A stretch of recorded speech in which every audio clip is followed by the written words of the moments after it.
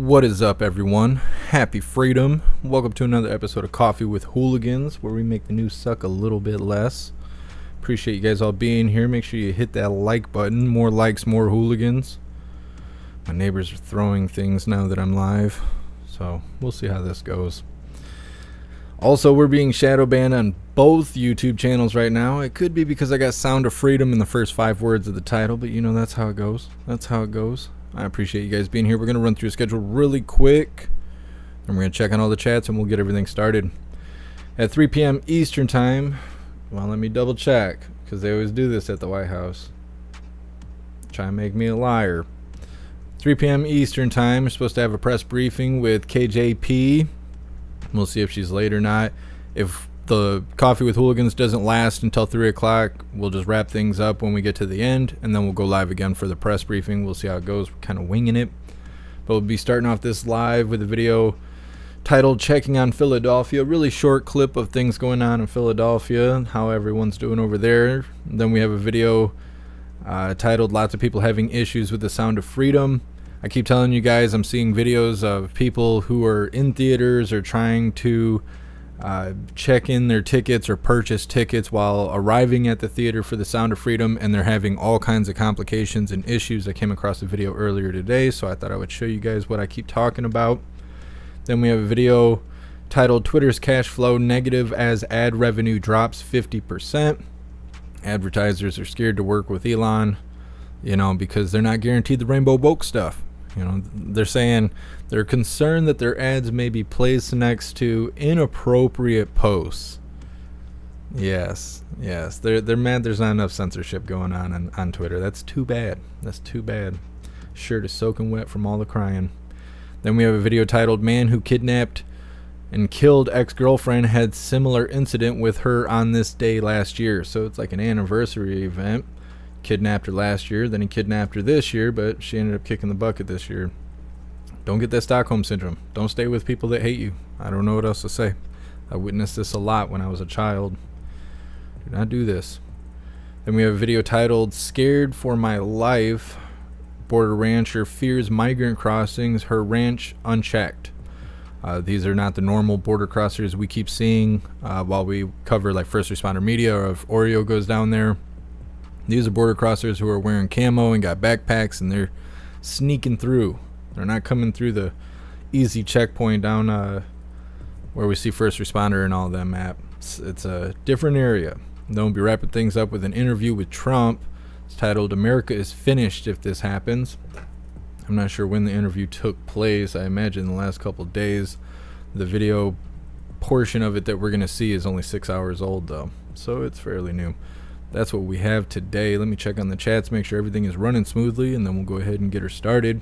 What's up, T. Lawton? What's up, Matthew? What's up, Toy Mafia? What's up, Salty Ragu? What's up, Jeffro? What's up, Damon Walker? What's up, Dammit Janet? What's up, Giggling Spy? What's up, Gregory? What's up, Annette? What's up, Crystal Heart? Happy freedom, you hooligans. I don't know if you can hear these people throwing things outside. It's like they're throwing a bed off the second story. I don't know. What's up, Elisa? What's up, Ink Scars? Happy freedom. What's up, King of Dorks? Appreciate you guys all being here. What's up, everyone on the secret YouTube channel? Happy freedom. What's up, everyone on Twitch? What's up, Grey Wolf? What's up, Soul For Real? What's up, Snooks? Happy freedom. Appreciate you guys being here. Is there 2 Soul For Reals in the chat, or did your name just change colors? No, I don't know. Twitch is always up to something. What's up, Mr. Beansy Beans? Happy freedom. Appreciate you guys all being here. What's up, everyone on Kick? What's up, Salty Ragu? Oh, Odyssey. Did you kick over or no? Maybe? Oh, yeah, there we go. We're good to go. What's up, Nefties? Happy freedom. Appreciate you guys all being here on Odyssey. What about Rumble? What's up, everyone on Rumble? What's up, Boston? What's up, Ruby? What's up, Serum? Happy freedom. Appreciate you guys being here. Getting distracted by the things being thrown next door. What's up, Donna Sparks? Happy birthday, Donna Sparks. Appreciate you being here on your birthday. Hope today kicks ass for you. What's up, everyone on jeffmaclive.com. Alright, like I said, we're going to be covering this first video. It's very short. We're just checking on Philadelphia. See how things are going over there. Going real well, it seems. Kind of looks like San Francisco. A little bit. Coming to a blue city near you. Look at all these guys. Wouldn't that be nice on your way to work and you just see people doing this? Kids walking to school, they gotta walk past this.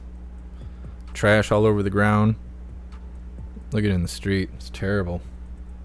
It's terrible. I don't know. They should lock those people up. It's disorderly. It's disorderly in public. Lock them up.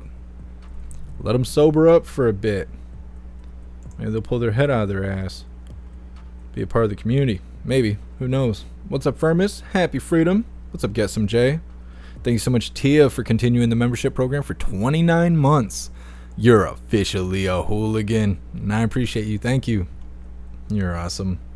Robert, Seattle. I know it could be any blue city. Nah, it's Philadelphia, though. Let's see. Jeffro, no audio from outside. There was no audio on that video. Let's see. You should be able to hear beats, though. Yeah, you can hear the beats. Well, you can't hear it because I'm talking, but you would be able to hear it if I wasn't talking. Yeah, there's no audio for that video. I want to say the audio is someone screaming from their car, but they're just squawking. They're not saying words, so there was no audio with that. There's no audio worth hearing. Paul, I know machine operators that look like that. Most machine operators here look like that.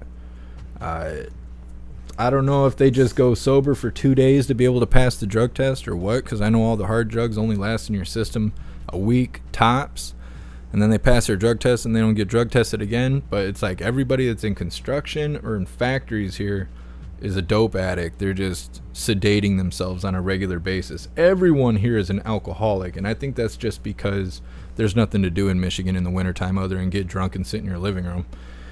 So everyone here is an alcoholic, but everybody that works in factory or construction is a hardcore drug addict. It's everywhere. It's everywhere. The old manager of Taco Bell was fired for smoking meth in the parking lot. So things aren't great everywhere, but we don't have people standing and being all zombied out like that here. Not that I've seen. Probably in Detroit. Maybe in Muskegon. Places like that. Kalamazoo. But it's getting bad. New York, Seattle, Philadelphia, all those blue places that are hardcore blue, Los Angeles, San Francisco, they all look like that. Just hardcore drug addicts. Jeffro, did anyone have zombie outbreak on their bingo card? I don't know. A zombie outbreak, I kind of wish. I think that's the kind of relief we need to be able to mow down brain-eating zombies. Just get that tension out of our system. I feel like something's going to happen. Something in the near future is going to happen. I don't think it's going to be civil war like everybody thinks, but something. Get Some J, it's your birthday too? Happy birthday. It's actually my sister's birthday too, and I got to call her and sing happy birthday to her after the live. I don't have to. I get to. Happy birthday, all of you hooligans that have birthdays today. Thank you guys for stopping in, sharing your birthday time with us. Hope today kicks ass for all of you. Shepherd Shep sounds like here. Yeah. It's rough stuff. What's up, Larry? Happy Freedom. Appreciate you being here. What's up, Patriot Roy? Happy Freedom. Thank you so for real for sharing out the live. That's a big help. I appreciate you. Thank you. Flip it through the chat really quick before we move on to the next one. Serum, he was probably the quickest taco maker north of the border. He was running the show. He was like the general manager. He was probably going in there sounding like Hitler, all whacked out of his skull. I used to work at a restaurant where the owner was constantly snorting Adderall, like every other order she would take, and she'd get so whacked out that when she would come back with the plates, she would just throw them at you. So you'd be cooking and you'd catch silverware in the back of your head and stuff. You're like, what the hell's going on? They're like, well, I wanted these eggs to be over easy, and they weren't soupy enough. Blah, blah, blah. Like, I'm quitting. Like, I'm done. I'm done with this. I just didn't show up one day. It's just like, I'm done. I can't take it. You're going to make me punch you in the face. Couldn't handle it. Just left. Walked up out of there. And it was like Memorial Day weekend, too. I was supposed to open up the restaurant at like 11 o'clock. She's like, I came downstairs and you weren't here. I sure wasn't. You could throw shit at me, get punched in the face. She's trying to be the first one. Never hit a woman before, but she wanted to be first. What's up, Sky Bear? Happy freedom. Appreciate you being here. So we're going to cover this next video. This is, like I was saying earlier, this is just one of many videos I have seen of people going to see Sound of Freedom, and they're either having issues in the ticket line. Hold on a second. It's either issues in the ticket line or once they get seated in the theater. See so many videos like this. So when I came across this earlier, I was like, yeah, we're going to show this on the live, because I keep telling you guys about it. But all the videos I see are on TikTok, and I know you guys don't want to watch TikTok videos, so I don't snatch them up. But saw this on Twitter, was like, yep, this is the sign. You guys need to see what I'm talking about here. This like 70th video, 80th video I've seen like this. Something is going on with the Sound of Freedom, and they're going to keep this fight going until it's no longer in theaters. It may already be out of theaters at this point, especially because it's Monday. And I'm worried that it's not going to end up on streaming services, that you won't be able to get it on DVD or whatever people purchase nowadays, Blu-rays or whatever. I'm worried that this is going to get swept under the rug and you won't be able to watch this anymore because it's not in theaters. But this is an example of what people are experiencing when they go to the theater to watch this movie. You and everyone else in the nation. Why don't you put it on the projector? Wow. Wow, hey, you also said you're sold out online. Here's what we can do for you guys. These are the options that we're about to give you guys right now. All right? So everyone's going to get a pass for a future movie. And then you can also get a swap into a different showtime for another day or for later tonight. Wow. Or you can get a refund. How come online it said all the seats were sold out?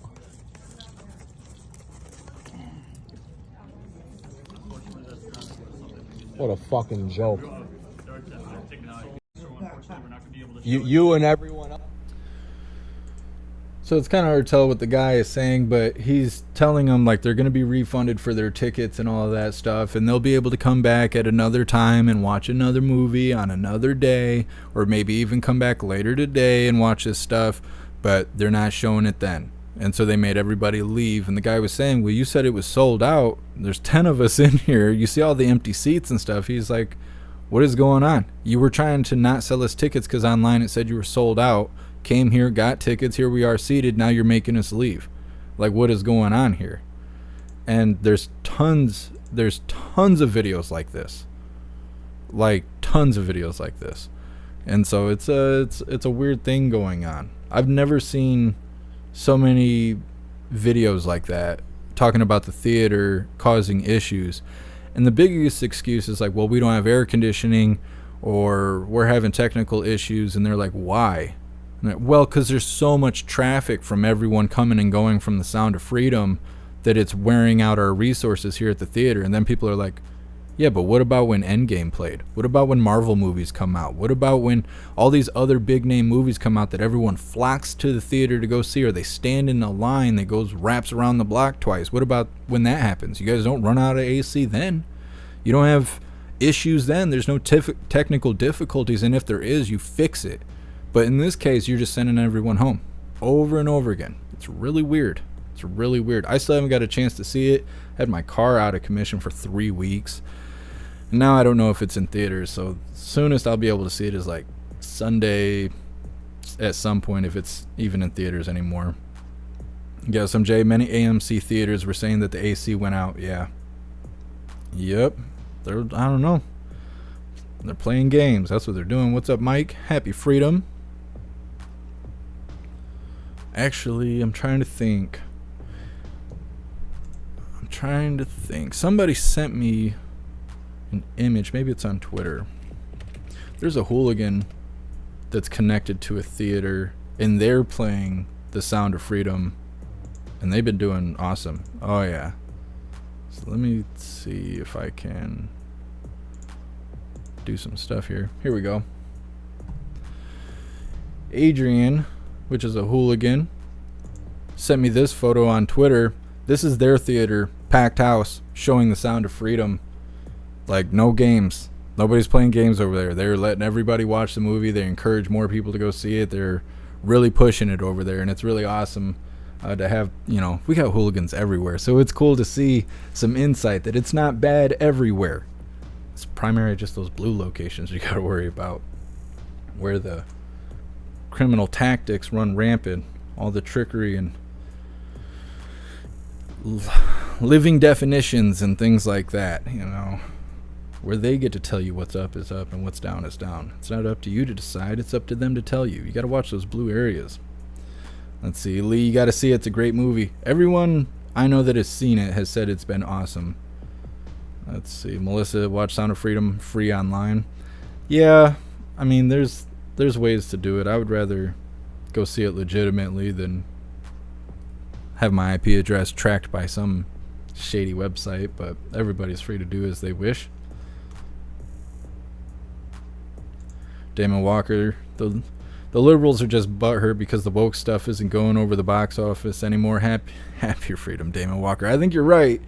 They have Snow White and the Seven Dwarfs, but they decided that end part of the title was not appropriate. It's whatever they call it, politically correct.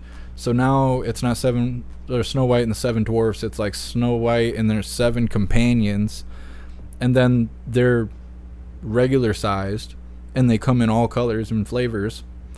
And Snow White is now Latino, I think.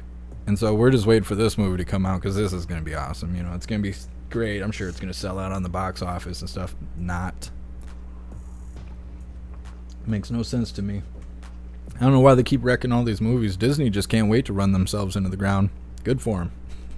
Good for them. I hope they do. I would like to see things change. Like, my whole life, everything's been the same. Disney's been like the grand wizard of kids movies and stuff like that. Hollywood has always been the source of all film that comes out, movie stars, and who's important and who's not. And now you're watching all these things crumble. And I'm waiting to see what we have. What comes from the ashes? We probably won't get to see that for the next 20, 30 years. Let's see. Guy Dub. It's at the discount theater here now. My daughter tried to go last night, but it was sold out. Oh, I believe it was sold out. There's no discount theater near me, but when I used to live in South Bend, Indiana, there was a theater that would play older movies, and you could go for like $2 or something like that. I don't know if that stuff is still running, but I used to love going to discount theaters. Instead of paying $17 to go see a movie. I don't even know now. That was before Biden inflation. It's probably more now. It's probably like $25 a ticket.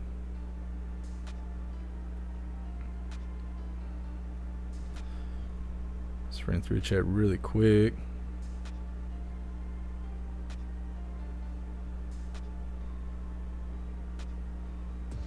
Diana watched it yesterday. Great movie. That's awesome. I don't know if I'm going to be able to make it to the theater to go see it. I'll find a way to see it one way or another. They're supposed to show it on Twitter. Elon keeps saying that he's going to have it on Twitter for everyone to watch for free. I know Trump was supposed to play it at his golf club or something like that, which if you don't have a membership at Trump's golf club, then you're not going to be able to see it. But there is people that seem that they're striving to allow people to be able to watch it. What's up, Hair Juicer? Happy freedom. What's up, Cheeky Chops? Grey Wolf, Democrat heads are exploding. Yeah, I see a lot of people defending it too, and I don't understand that. Like they're saying it's propaganda and all that. It's like, what are you talking about? It's raising awareness about human trafficking. How could you have a problem with that? And they do. They find a reason to have a problem with it until they get kidnapped. They go to Disney World with their rainbow flags and they get kidnapped in the parking lot. Next thing you know, they wake up in there in Europe. They're at some hostel or something like that. I don't know. Then they'd be crying hard. Same thing happens with gun owners. You know, people, not gun owners, but gun protesters. People who are like, oh, guns are bad, blah, blah, blah, until they become a victim. And they're like, man, I wish I had a gun. I would have been able to survive that incident. Serum, you saw it on the hub? You might. I know Karine was trying to show her live streams on Only Hooligans, and she ended up getting banned for it, I think. I think that's what I remember her saying. They banned her because she was showing politics instead of sending feet pics up there. You might be able to show it on the hub. If I get censored everywhere, that's what I plan on doing. I'll just go live. You'll just have to go to the hub to watch me. Well, we got the website. We got that too. We're going to play this next video titled Twitter's Cash Flow Negative as Ad Revenue Drops. This stuff kills me. This is all softy. This is softy talk. This whole video is. All the advertisers left because it's too real over on Twitter. Let's get her started.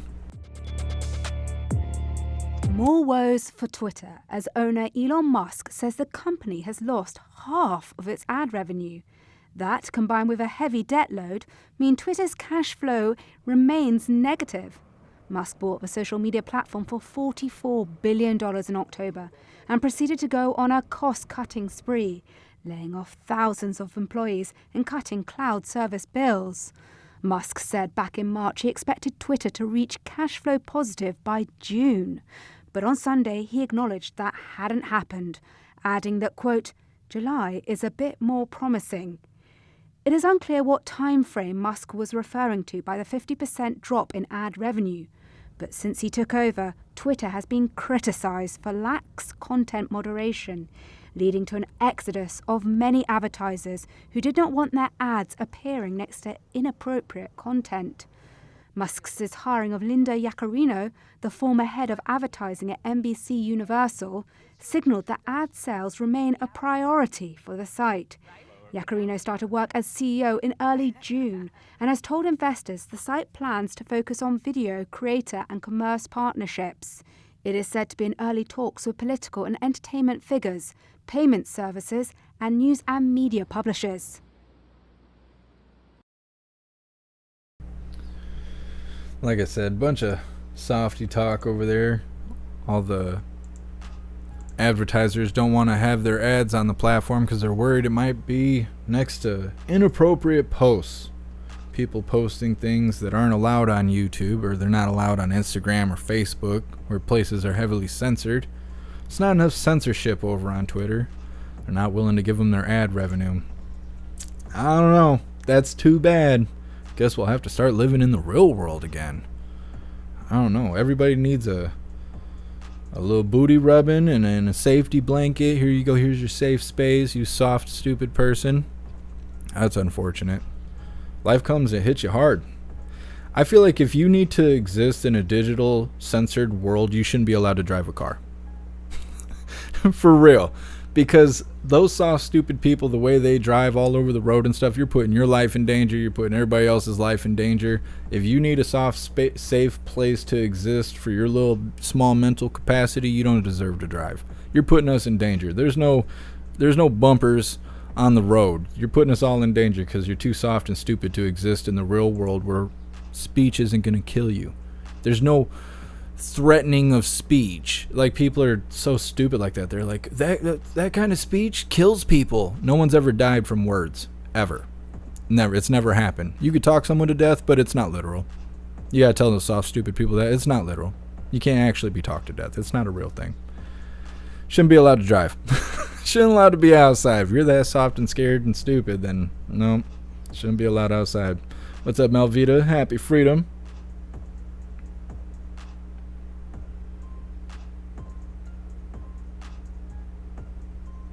SMJ, YouTube has flooded me with Midas Touch left wing suggested videos. I'm never even on YouTube, not unless I'm doing this, so I don't even know what my suggested videos are.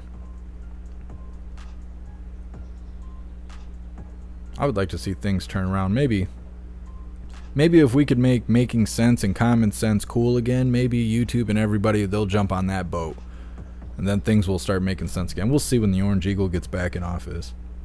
We'll see. Come on, hooligans, you gotta rack those likes up. 210 people in the chat. Just hit 100 likes.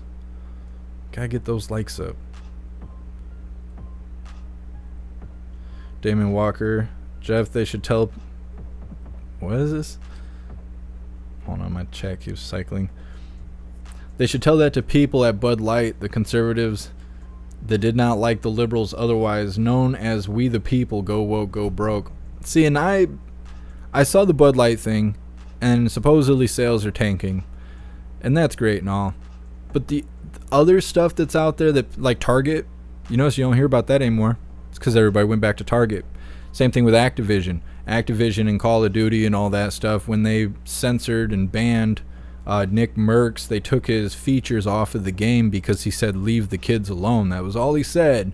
Well, they consider that anti-rainbow speech, and they took his features off the game, and they're not talking about him. They're not promoting him anymore. He's a big gaming live streamer or whatever. And then Dr. Disrespect and Tim the Tap Man, they both did the same thing. They're all boycotting Warzone and Call of Duty and Activision and stuff. Well, not Activision, but Call of Duty and those games. They're boycotting it. But that's all over now.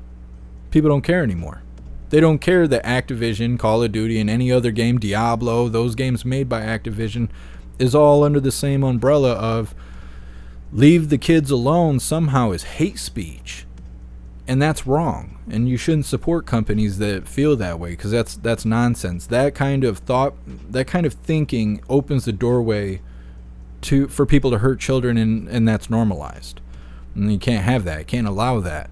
So don't support those companies. Don't support anything that Activision makes if you don't agree with those ideas that they're putting out there. Now, they didn't have to. They didn't have to do that. They make video games. They don't have to be political. They chose to be political, and they chose to censor a gaming live streamer, a big name in gaming live streaming, over saying leave the kids alone. It's wrong. But that's all over with now. People don't care anymore. They're over there purchasing the game and getting all the DLC and throwing all their money at them and stuff so they can support those kind of ideas. And so I don't know. It's not everywhere. The Bud Light thing happened. Everything else is like cool today and then back tomorrow. So I don't know. I don't have a whole lot of faith in the whole Bud Light effect affecting everything that it really should. Because anybody that supports people hurting kids, they should go bankrupt. They should fall on a rusty saw. Let's see. Ghost. Target caved in and Activision is dead. That's what it should be, but that's not what I'm seeing. It was like for a moment it happened. Everybody's like, yeah, let's do them like we did Bud Light. And then it just fell off. I don't know if it's because all their wives love shopping at Target so much, or all their kids love playing Call of Duty so much that people are folding, but it's not getting the Bud Light effect. I don't know. We'll see. We'll see how things go. Gotta take it one day at a time.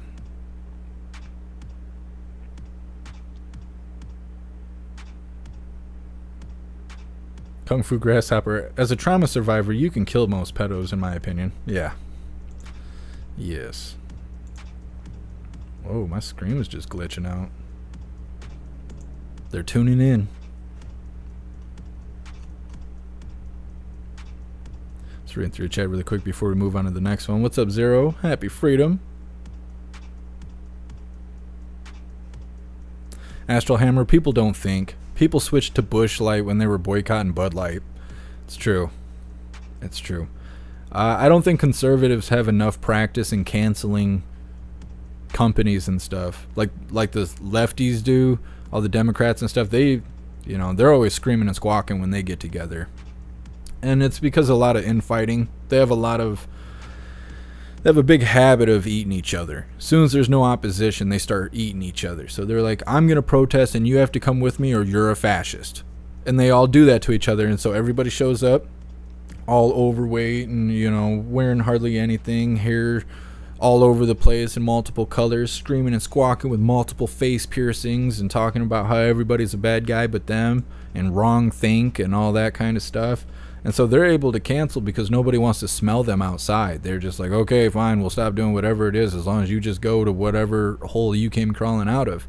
Conservatives are not like that. Conservatives are like, I'm going to protest. You should go with me. And the other guy's like, well, I got to work today. And they're like, maybe after work. See you later. And then 4 people show up to protest. And then the company's like, nah, we're going to call the police and say that you guys are doing bad things and we'll get you all arrested. And then police show up and they're like, are you blue team or red team? And they're like, what do you mean? We're red team. And they're like, yep, get in the back of the cop car. And that's how it goes.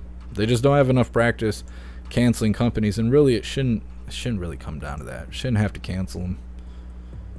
Just find somebody better.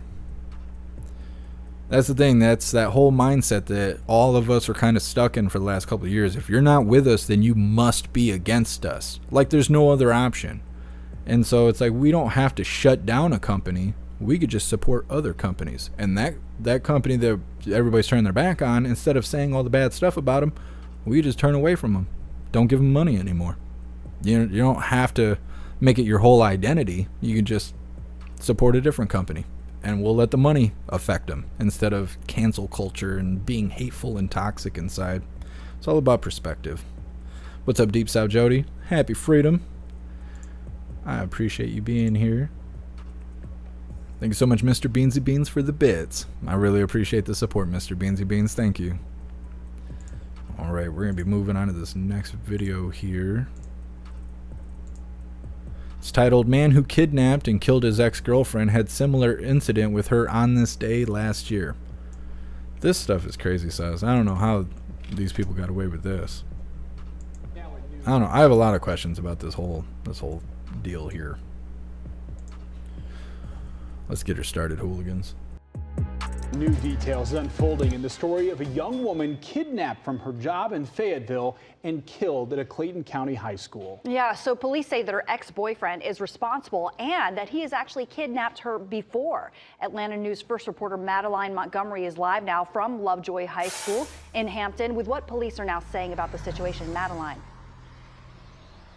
It's just a really shocking turn of events. Police say that a kidnapping started in Fayetteville. It ended with a police chase that came to here, Lovejoy High School, and this is also where the life of Kalia Jones, who was only 19 years old, ended. And police say that her ex-boyfriend is to blame. Police say 19-year-old Kalia Jones was kidnapped at gunpoint from this Fayetteville Wingstop, where she worked, by her ex-boyfriend, who police are identifying as 20-year-old Cameron Hopkins. Police were called, and a Fayetteville police officer ended up spotting Hopkins driving, and a pursuit ensued down McDonough Road. Investigators say Hopkins was stopped at Lovejoy High School with a pit maneuver, which is a technique that law enforcement uses to disable cars that they're chasing.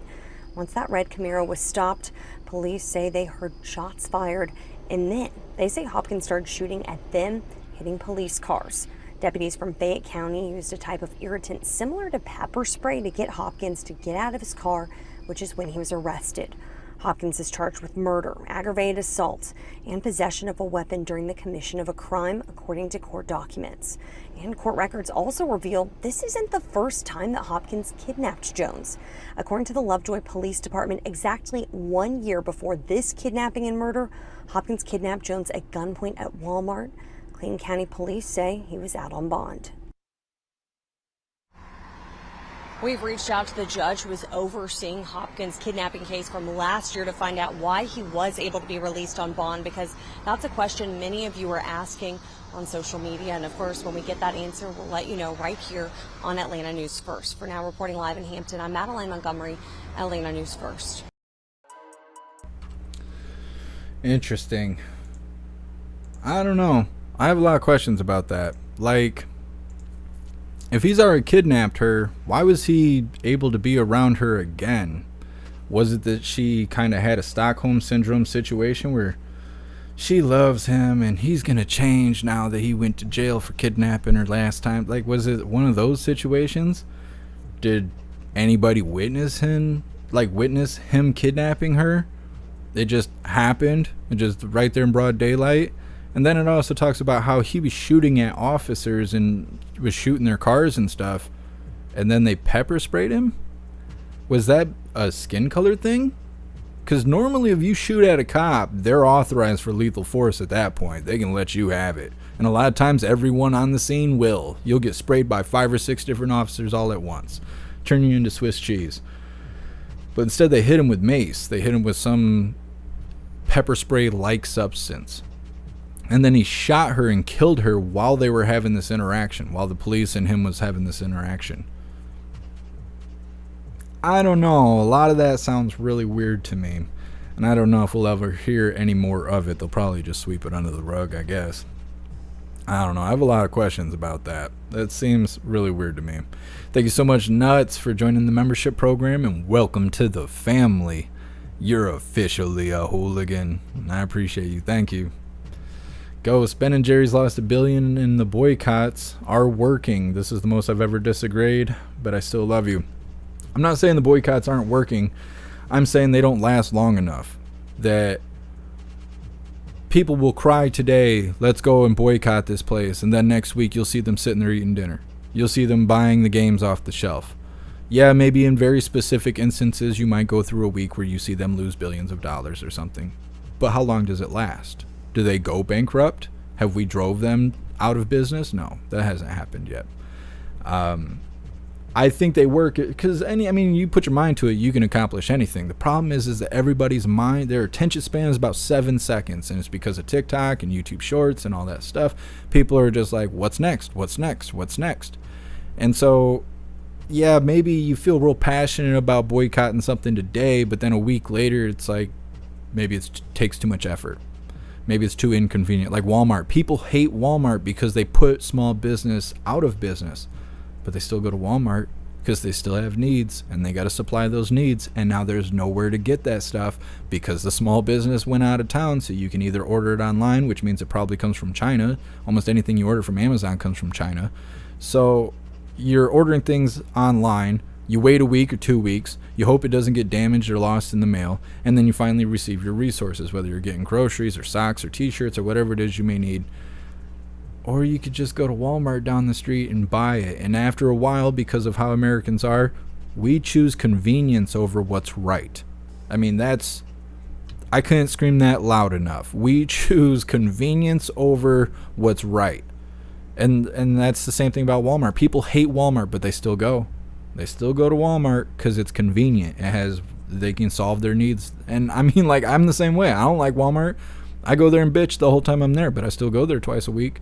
Because I need groceries, and I know I can get socks, and I know I can get stuff that I need, and I know that it's cheaper than everywhere else, and everything costs so much. And that's what happens with everything. We go to boycott something, but then we got this hole in our life, and we don't want to be inconvenienced. So then the boycott slowly dies, and then this company goes on with the same crap that they're doing. I don't know. That's all I was saying. I wasn't saying that boycotts don't work. Boycotts obviously work. That's what all the liberals and softies do to cancel everything else. So, it obviously works. It's just keeping your eye on the goal that seems to be difficult. Let's see.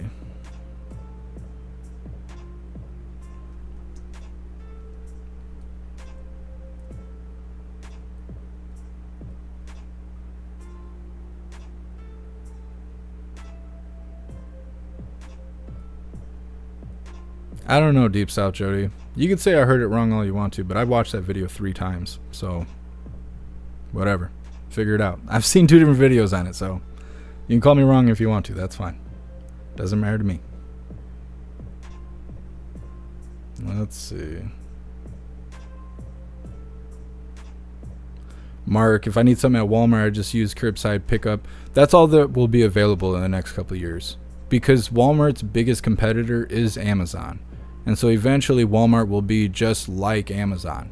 They will have you order everything online. You'll be able to do the curbside pickup. Somebody will come put the crap in your car, but you will not be able to go inside Walmart anymore. That is their future plans. They keep announcing it. I want to say last week we covered a video that was talking about the robots that are to replace all the employees inside Walmart. Eventually it's going to be a place you can't go inside. Only employees will be in there. We'll see how it goes, though, because plans, everything changes. But that's their plan because they're losing to Amazon. People choose Amazon over going to Walmart, and I think a lot of that is the delivery. You can order something from Amazon and come straight to your house. And with Walmart, you can kind of do that, but there's so many problems with the return policy and stuff. A lot of people would rather just go there in person, and then they don't want to be inconvenienced to leave the house. So, I don't know. We'll see. We'll see how things go. Guess MJ, I also boycotted my ex-girlfriends. Still holding strong. Proud of you. Proud of you. Don't ever go back. Don't go back. There's a reason you left.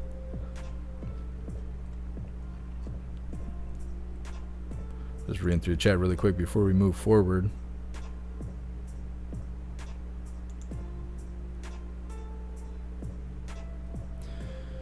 Nostalgic soul. A lot of people don't have the willpower to make the long-term commitment.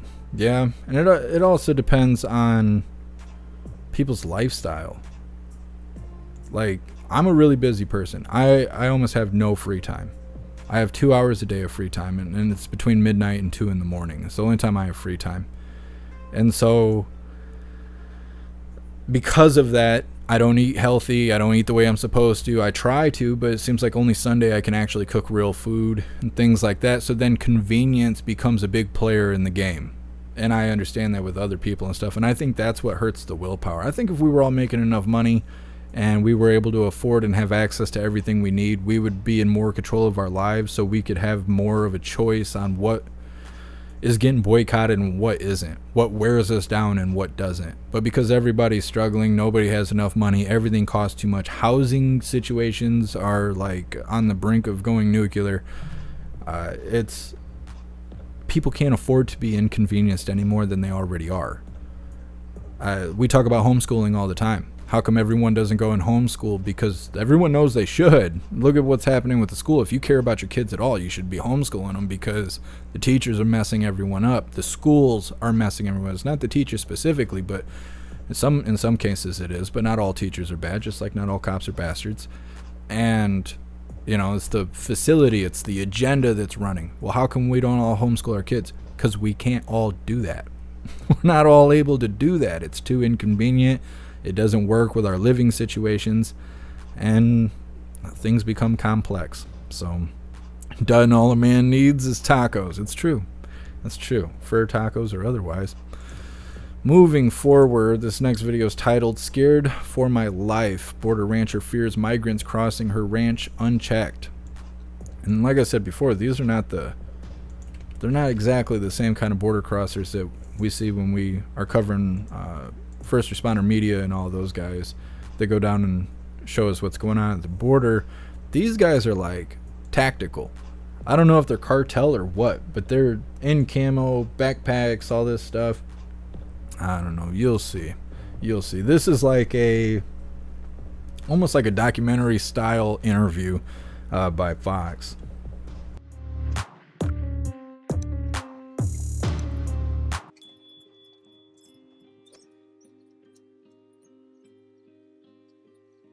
My name is Amanda Adame, and I am full-time mom, part-time worker, and living on this ranch as fourth generation. The ranch itself is one of the oldest established ranches in New Mexico, and we got the ranch in 1921. We're 8 miles from the southern border, from Monument 40, which is the end of Trump's Wall and the beginning of the north and south fence in the Boot Hill of New Mexico. It's busy. They come straight through our ranch. If something happens to them, they usually end up there at the house. If they run out of water, we end up giving them water. We end up feeding them. Most of the times we end up having to call the Border Patrol for them. I mean, what do you do living out here? You go armed everywhere you walk. You make sure that your kids don't walk off and go play where you can't see them, just in case. You never know what's going to happen. I think it's just a safety issue mainly that's out here. We picked the wrong place to raise a family. We don't have big groups of people coming across. We don't have the 50, 60, 80 people. We have the 10. We have the 4. We have the cartel. And so the people that are coming out through here are people who are not wanting to get caught. They're the ones that can go to Phoenix, and they can go to El Paso or Denver, Colorado, and disappear. And then you have crimes that you don't know who committed them. And I think a lot of them are from that. They're the ones that are hauling the drugs. They all come with backpacks. They all come camouflaged, and they all have backpacks. So if I do meet them, I don't know if they're carrying anything. I don't have a clue. They haul things that they can hurry up and cross. Marijuana, they used to carry 60-pound packs on their back. Well, now you don't know if they are carrying anything, because you can carry a little bitty brick of coke for $100,000, or pills of fentanyl, or meth. They're carrying all the drugs up here so they can sell it. They're trying to make their money. we're trying to just live our life, and we don't want any part of it. In 2013, my daughter was about 8 months old, and my dad had gotten diagnosed with cancer, and so I came out here. And at the time, my husband was working at a different job still, and so it was me and my 8-month-old child taking care of this ranch. And we got in our little side-by-side four-wheeler and we went to check water. And we went that way, and I pulled up to, not at the water, but I pulled to where I could see the water and I could see people. And instead of going all the way to the water, I stopped and I got my binoculars out to see what it was. And every single one of them had a rifle on their back. And I decided that I was not going to go down there because I had my baby with me. And I turned around, and on my way back, I had 3 men jump out in the road in front of me.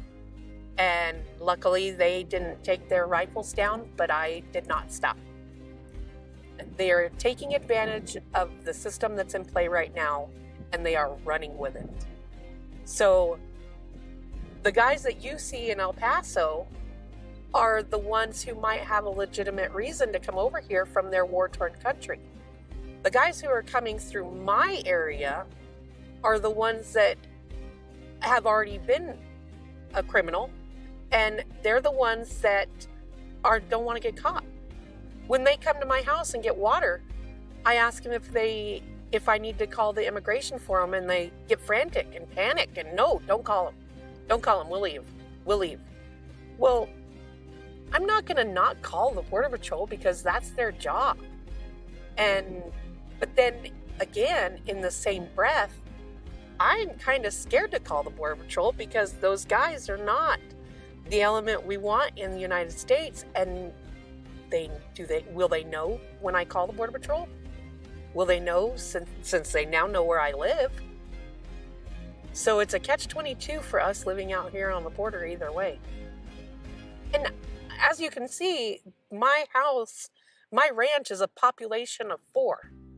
It's not a population of 400,000. I shouldn't have to feel that way. You know, my nearest neighbor is 6 miles away. I shouldn't be scared for my life out here. The only thing I should be scared of are snakes and spiders. Honestly, I shouldn't have to be worried about what my kids do outside. Well, I thought that was interesting. It's a different side of border crossers that we haven't shown on here before. They're out there trying to be, I don't know, incognito in their camo. I think it's cartel. Otherwise, why wouldn't they just come in with everyone else? I don't see them getting checked and stuff. They show up at the gate, and they just wait around until there's 50 plus. Border Patrol opens the gate, lets them all get on the bus. Where do you want to go? You want to go to New York? You want to go to San Francisco? You want to go out to Colorado? Go to Chicago? And they just pick a destination and go there. So I don't know. Snooks or mules. Could be. Could be. I don't know. We need to stop allowing people to come here unless they come here legitimately. It's not our fault what they have going on. Maybe if we didn't have to foot the bill, if it wasn't our stuff being broken and all the resources being taken from us, then it wouldn't matter so much. But it is. It's costing all of us, and we don't even want people to come here that way. We don't have no control over it, and if you interfere with it, it's like interfering with a government operation. You'll just get arrested. You're not allowed to stop them from coming here. Doesn't make any sense. Edwards, to go on live TV, give your full name and address, idiots. Yeah. I don't know. Yeah, I don't know what that woman was thinking by raising awareness. Maybe she just wanted to tell her story, but I don't know. I'm sure Fox didn't pay her or anything like that. What's up, Robert Jr.? Happy freedom. Appreciate you being here. Kung Fu Grasshopper, stop paying taxes. I don't know. I don't want to go to prison for tax evasion. Government doesn't play about their money. Not at all. If we all stopped paying at once, we'd be able to do something. But until then, nah. What's up, Tara? Happy freedom.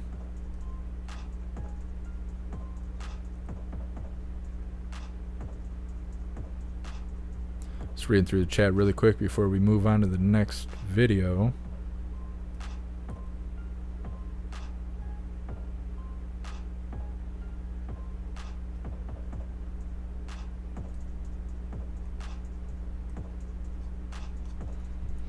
Yes, talking about boycotting and stuff.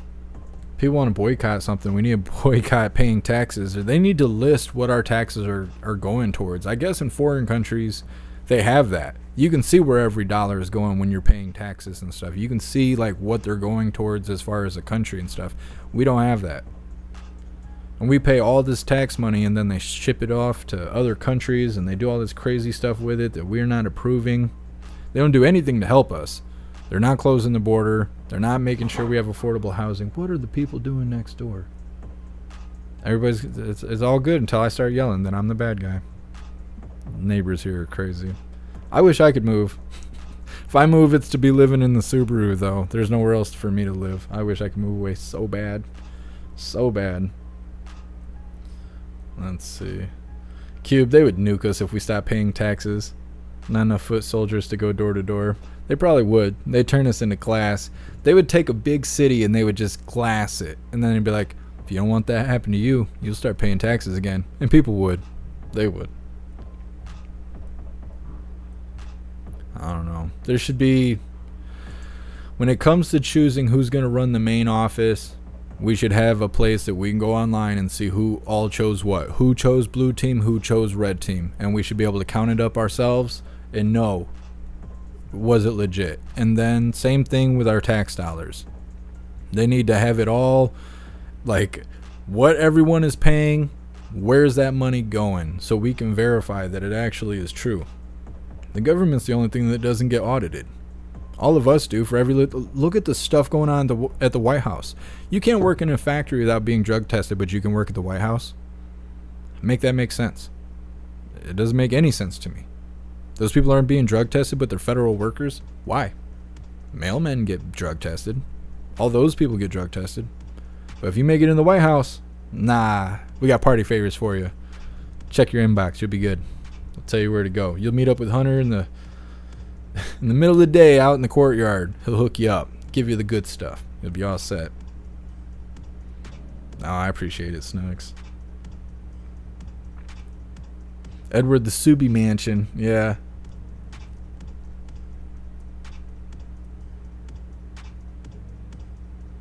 Salted Ragu. I use my money on hookers just like Hunter does. I don't know, man. If you're I don't think I could idolize Hunter. He's rough stuff.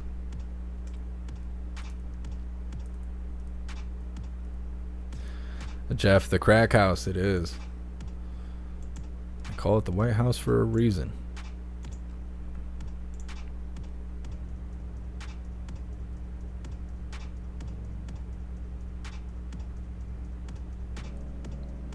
Just reading through the chat really quick.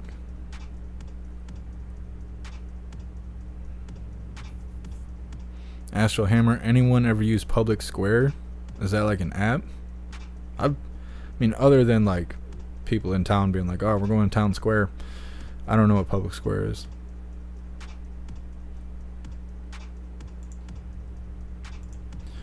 So this next video, our last video for today, is titled Trump America. Wait a minute. Yeah, from Trump, America is finished if this happens.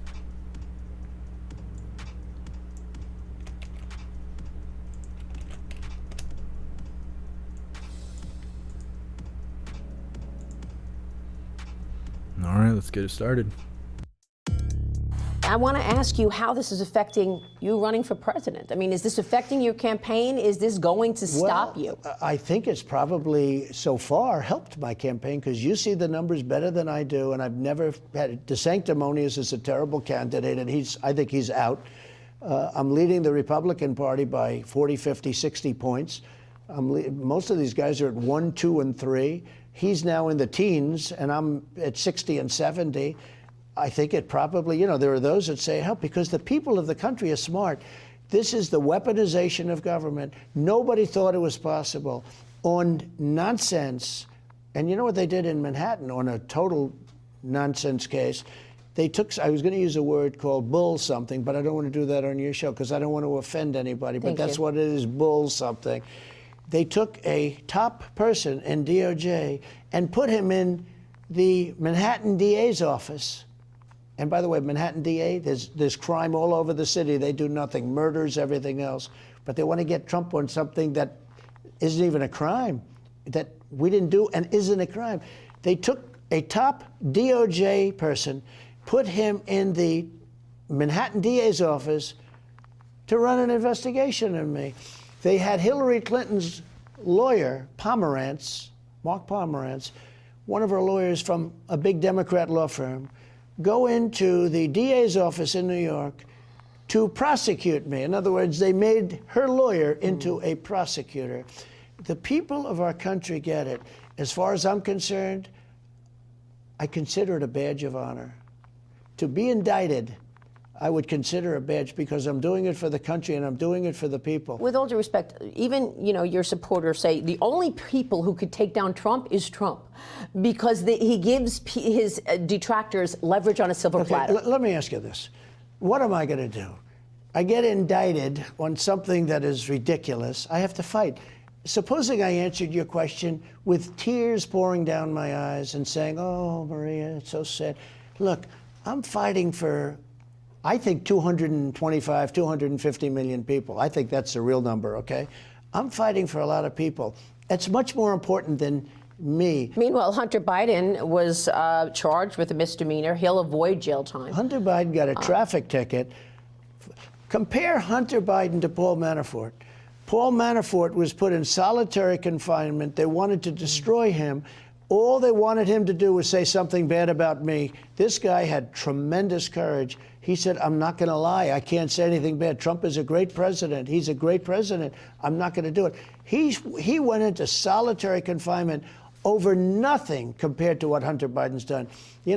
They gave him a little charge. What about all of these countries he dealt with? I've been reading about people that are put in jail because they're dealing with all. This guy was on the board of Burisma. They were getting rid of prosecutors because they were going to be prosecuted. So Biden said, we're not giving you $1 billion unless you get rid of that prosecutor. And to show you how stupid, the guy said this publicly, and they got rid of the prosecutor. Maria, the point is this. Any other Republican that gets this position will be attacked the same way. These are fascists, they're communists, they're Marxists, they're radical left Democrats. They're sick people. Let me ask you real quick on Bidenomics and what you want to do in terms of economic growth. Yeah. You talked earlier about energy and you talked about regulation. What is your plan to get the economy growing again? And do you still think we're going to go into a recession? Okay, so number one, well, if there's even a thought that Trump is getting elected, you will never have a recession because people will start investing money, before the fact. And right now I'm leading Biden by a lot. But what I would do is very simple. I got to get interest rates down. To do that, we have to get rid of the inflation because inflation is a country killer. Inflation, you can look back 200 years ago, what it's done to other countries. Germany, you look at other countries. It is coming down. It's coming down, but it's coming down from a very high base. 40-year highs. It's already gone up 40% if you add it all up. Now it's coming down from a very bad base. And what they're doing is they're putting the interest rates at a point. Nobody can borrow so you may have somewhat of a recession.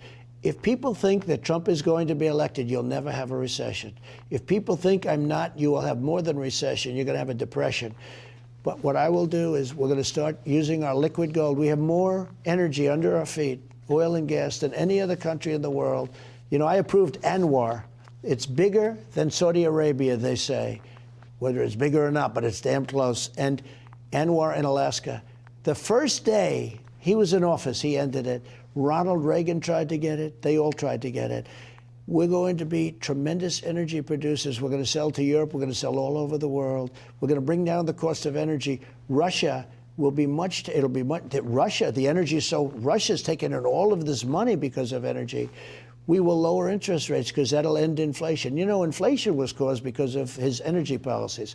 When energy went to $100 a barrel and more, what happened is you had tremendous automatic, immediate inflation because energy is so big, it's all-encompassing. The trucks, the people that bake the donuts, the restaurants, everything requires energy, and it's a very big cost.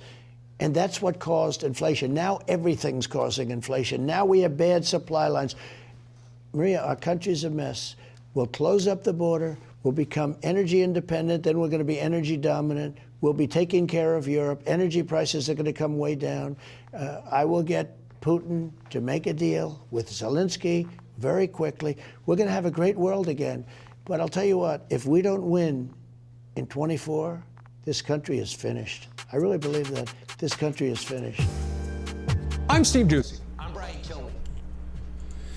Well, it's always good to hear from the Orange Eagle. Sounds like an America I want to live in. Low gas prices, energy independent, closed border, low inflation. Sounds good to me.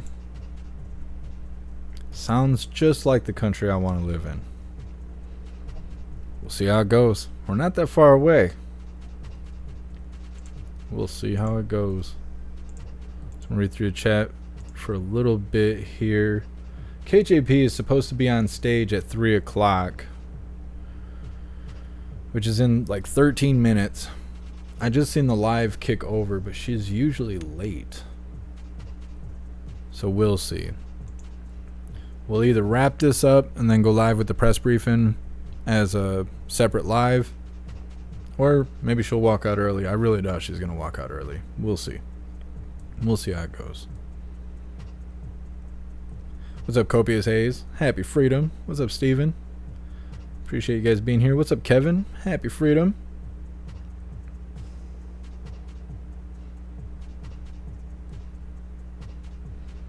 What's up, Sam? Appreciate you being here. Guess MJ, you crack me up. I like your harsh honesty. I am that way very much myself. I can't talk like that while YouTube's around, but I'm very harsh and direct, and I appreciate your honesty. What's up, Tid? Happy freedom. What's up, DJ? What? Everybody's just pouring in now. It's because the Orange Eagle was on the screen. That's what happened. So everybody could sense it. Mr. Beans Bean, she has toilet cleaning. Her hair's going to be chunky today. What's up, Kabuki?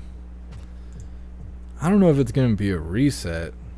I think it's going to be just like full-on annihilation with the way things are going. We need everything to turn around. What's up, Breezy? Happy freedom. Appreciate you being here.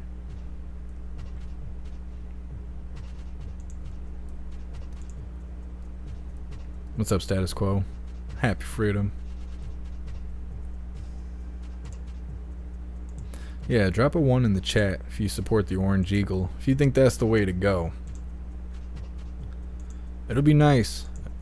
It'll be nice if we can get to that point. We'll see. We'll see, because you already know things get real tricky when it's time to pick the person that's going to run the main office. Things get real tricky. Pretty soon we'll have protesters in the street screaming, crying, and peeing their pants again. They'll be doing all kinds of crazy chaos. Maybe the UFOs will come back. Maybe we'll have things in the sky. The mothership. Maybe the Pentagon will start talking about the mothership again. Have everyone distracted. Maybe Old Man Walter will promise student loan forgiveness. Again, trying to get some blue team people. We'll see. We'll see. Grip, is Doocy going to be there? I doubt it. I don't even know the last time I seen Peter Doocy at a press briefing. It has been a while. I don't know if he's banned or what. I don't know. I don't know why he's not showing up. Lately it's been Jacqui. It's been Jacqui like the last, I don't even know, probably 10 press briefings it seems like. I'm not sure why Peter Doocy's not there. Even Simon shows up and he doesn't get called on at all. He's not, I don't think he'll ever get called on again after that outburst he had. But he even shows up even though he doesn't get called on. So I don't know what's going on with Peter Doocy. Maybe Tucker Carlson will recruit him. That'd be something. I keep reading that Tucker Carlson's trying to start his own news network. Snooks, Peter's wife is back to work. He might be doing the dad home thing. Maybe. I don't know. I think men should be allowed maternity leave. I mean, I know he's beyond that point, but they do that in Canada. In Canada, the mom and the dad both can take maternity leave. But here, I've never heard of dudes getting maternity leave. Because there's like no support for dads at all. Like, there's no support for dads, because if people supported dads, like if that was a part of the agenda, then families would be on the priority list to have mom and dad both in the house. But if mom and dad are both in the house, your kids may actually grow up to be upright citizens. They might actually do what they're supposed to do, you know, have jobs and have responsibilities and pay taxes and be a part of the community and stuff like that. And then, you know, you would have people wanting to protect their family. So then they would shun criminals and criminal behavior and stuff like that. But that goes directly against the agenda. So, nah, nobody cares about dads. There's no support for dads.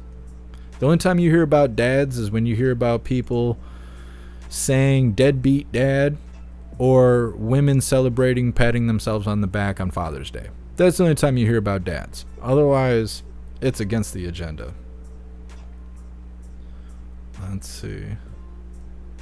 Jeffro, you get maternity leave? Maybe it's just a Michigan thing. It might be a Michigan thing.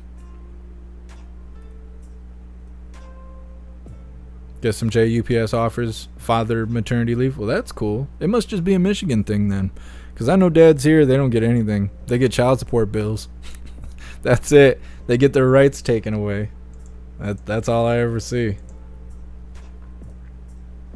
I see more dads being heartbroken that they're getting their kids taken away than I see dads not wanting to be a dad. You know, because that's the story you always hear is, you know, you get some girl pregnant and then you run away and you're not being the responsible dad you're supposed to be. I don't ever actually see that. I just see the courts interfering and then dad's paying child support. Let's see. Steven, Tucker should tone down his Hollywood intro on his podcast. I'm trying to remember how it starts. He probably has someone doing that. I don't know if Tucker knows about like the back end of running a show. I assume he pays someone to do that, to do the graphics, to do all the technical stuff. I don't know. I don't know enough about Tucker to know that kind of stuff. I assume he just worries about the journalism part, the communication skills, finding information, providing information. But I don't know. I'm glad he's doing his own thing, especially because he's been sent a cease and desist letter from Fox. Like they want him to stop what he's doing. And then like the next week he keeps talking about how he's going to start his own news network.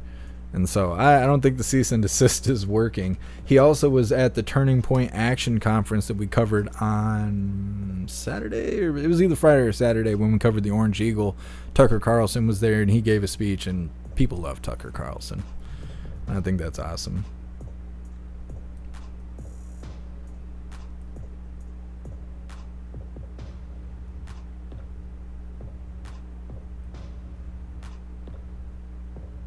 Grip. Tucker's a sharp cookie. Yeah, and I'm sure he's got all kinds of attorneys and stuff like that. I sort of feel like the cease and desist letter is almost like propaganda. It's not propaganda, it actually happened, but I think it's to sway soft and stupid people to demonize Tucker Carlson. They're like, well, Fox sent him a cease and desist because he's breaking his contract.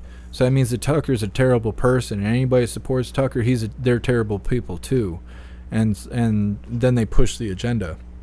And they don't realize it because they're soft and stupid. Nuclear.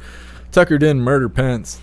He was killing those people for those interviews and stuff. I actually made a video, and I was able to post it on TikTok, but I couldn't post it on YouTube because of everything said. But I cut a short where it showed Pence saying that he's not concerned about the American people.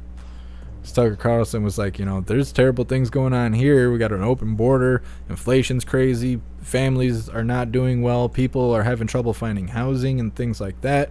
And then Pence was like, I'm not concerned with that.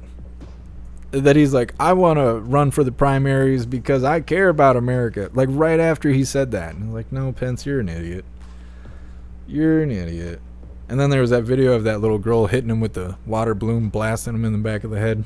Because I don't know what they were doing. They were parading around, I guess. But it's good stuff.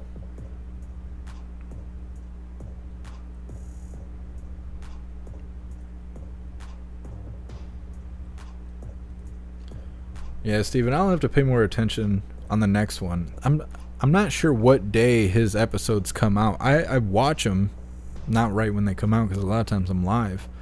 But I watch them, but I'll have to pay more attention to the intro.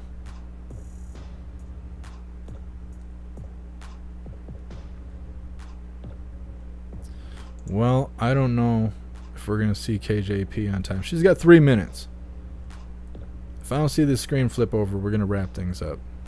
And then we'll just go live whenever she does decide to come out and bless us with her presence. What's up, Adrian? Happy Freedom. Sound of Freedom kept my theater busy all weekend. No glitches and sold out shows. That's awesome, Adrian. Yeah, I actually showed that picture that you sent me of the full theater and stuff just a little while ago. I was letting everybody know you guys are doing awesome things over there.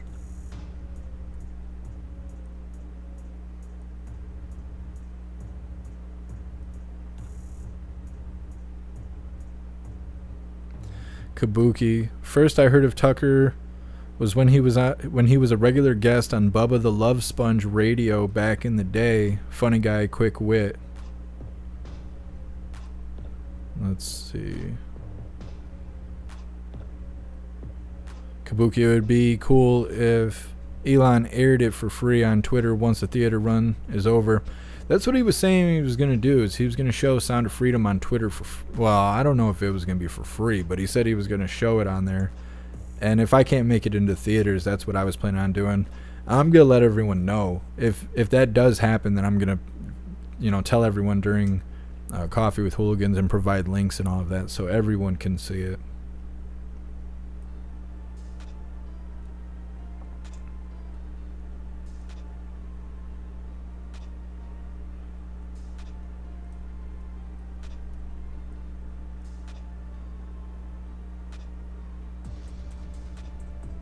Ran through the chat. She's got 2 minutes to come staggering up to the stage, or we're gonna wrap this up. What's up, Jesus Loves? Happy Freedom. Appreciate you stopping in. And too bad Pence didn't get hit with a watermelon instead of a water balloon. I don't even know why he's running. I don't know anybody that's like, yeah, we need Pence in office. I don't know anybody saying that. A lot of people want Ramaswamy to be the guy. I don't know. I don't know about that guy. He says all the right things, but that doesn't mean he's going to deliver. And I don't know. I feel like he just hasn't been around long enough for me to trust him. I don't really trust any of these people. I just know I miss those Trump gas prices, and that's enough for me to be swayed by that, but I don't know.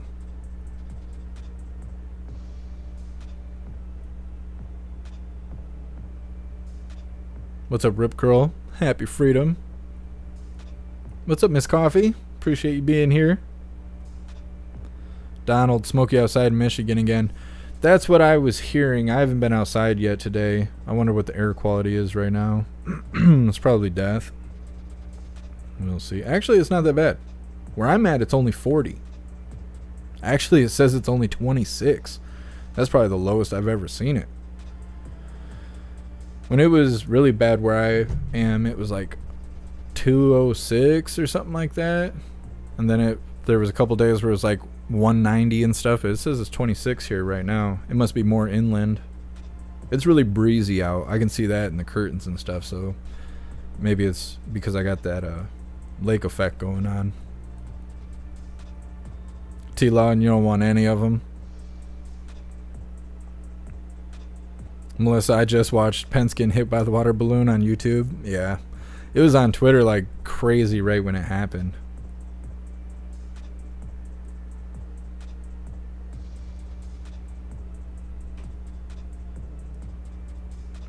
Steven, Sound of Freedom seems awesome. It got to me, and by the way, I like Tucker. He is full and passionate. Yeah. Tucker's been going ham the last couple times he's been live, or he's been doing these events and stuff. He's been saying all the things that we all think. All the stuff we can't talk about on YouTube, he's been saying all that stuff. I like Tucker Carlson. Kevin, he can't be president anyway. His grandparents have to be born in the U.S. Ramsawamy? I don't know. They might let that slide. I don't know. He's red team, so they may not let that slide. If he was blue team, they would let that slide. What's up, Dark Star? Happy freedom. Appreciate you being here. Well, it's 3:01. I know as soon as we start doing the Pledge of Allegiance, she's going to stumble out on stage. We're going to risk it. We're going to risk it. We're going to wrap things up for this. What's up, Tammy? Happy freedom.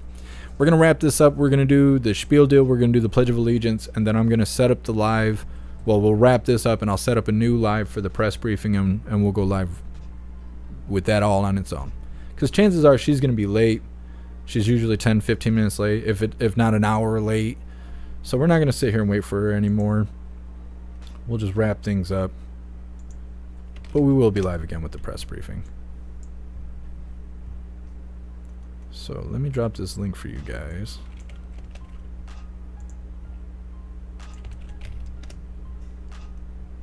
Kevin, it's in the Constitution. You have to be born a natural citizen. Yeah, I know, but look at the way the world is. That's why I said they'd probably let us slide.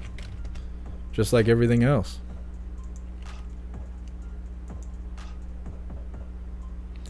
Kabuki, you were in Calgary for a week. Air quality was frightening. Yeah, I bet.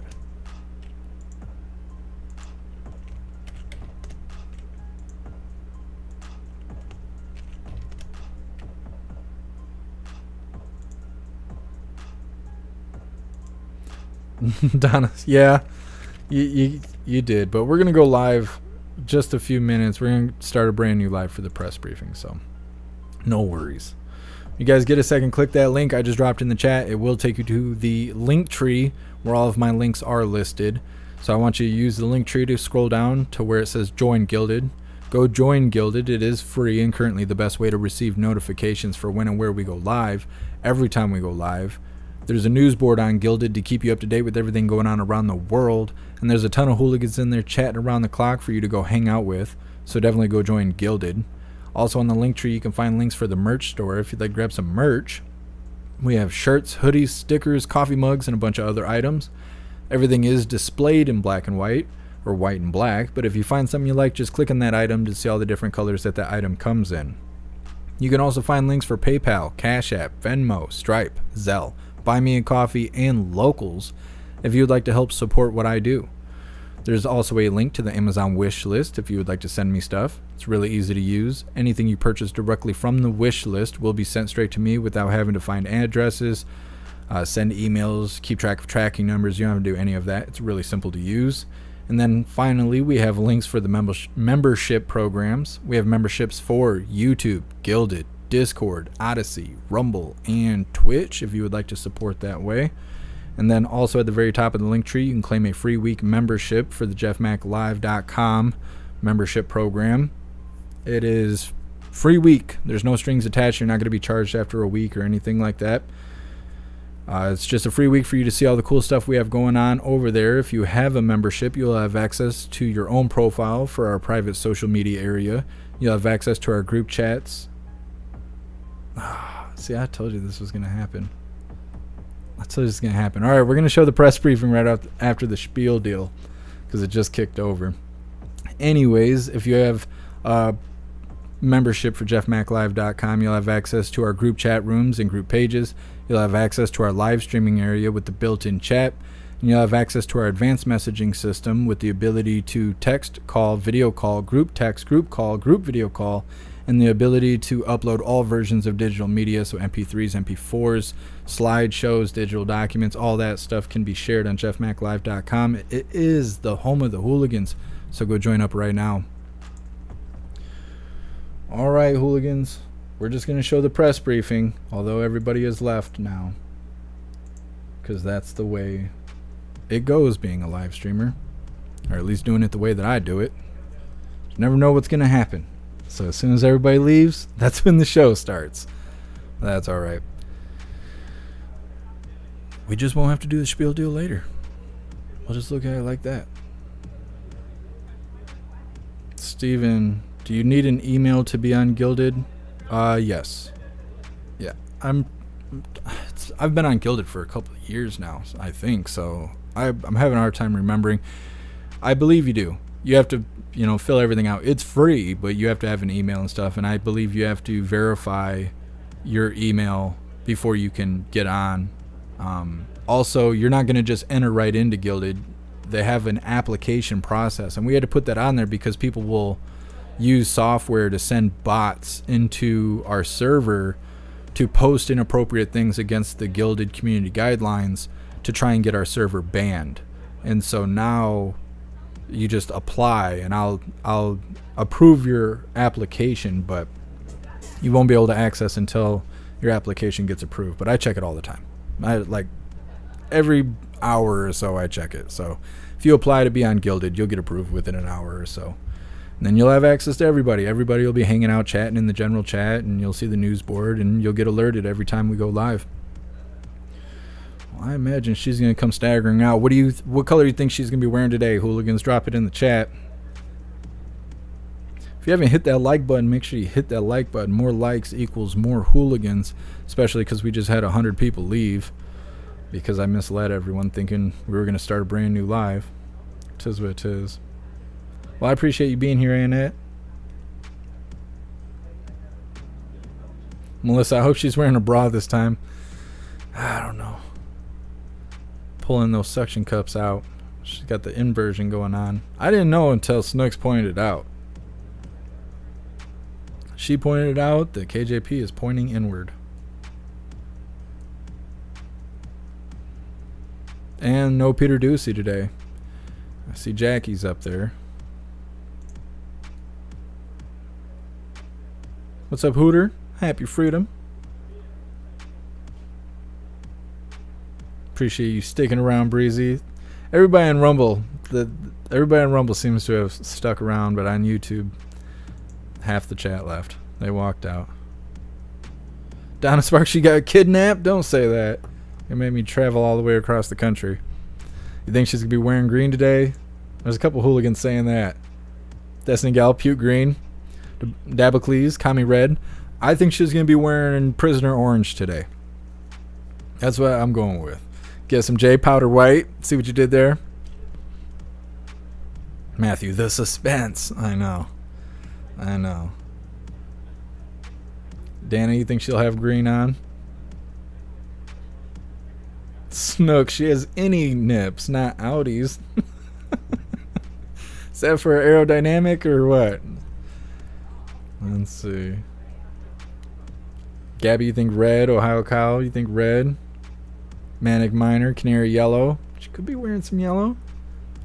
Watch her shock. What has she got? Is it blue or is it black? Welcome back.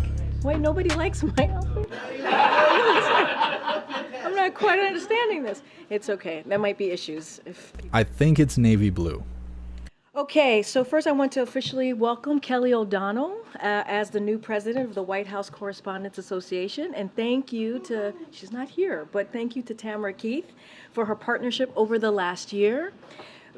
Very few people understand just how much work is required by the WHCA and the White House to ensure press coverage and related travels as smoothly as possible. And we are looking forward to working closely with you, Kelly O, and in this next chapter. So welcome, welcome, welcome. I'm excited about it. So I have two things at the top, and welcome to anyone who traveled with us abroad. Welcome back. Hopefully you got some rest over the weekend. But the first thing I want to talk about, it's on a subject that's gotten increasing attention over the last few weeks, certainly the last couple of days. And I want to quote a Republican senator in 2022. So bear with me here. Quote, "Leaving our military in limbo is never the right thing to do," end quote. That same senator also said, quote, "Our military isn't a political pawn." The year before, this Republican senator declared, and I quote, "Our job as elected official is to make sure that those who have stepped up to defend our country have the resources that they need to do their job and to do it safely. Strangely, though, that person who said these things seems to have forgotten them, and that person, as you all know, because you've all covered this very closely, is Tommy Tuberville.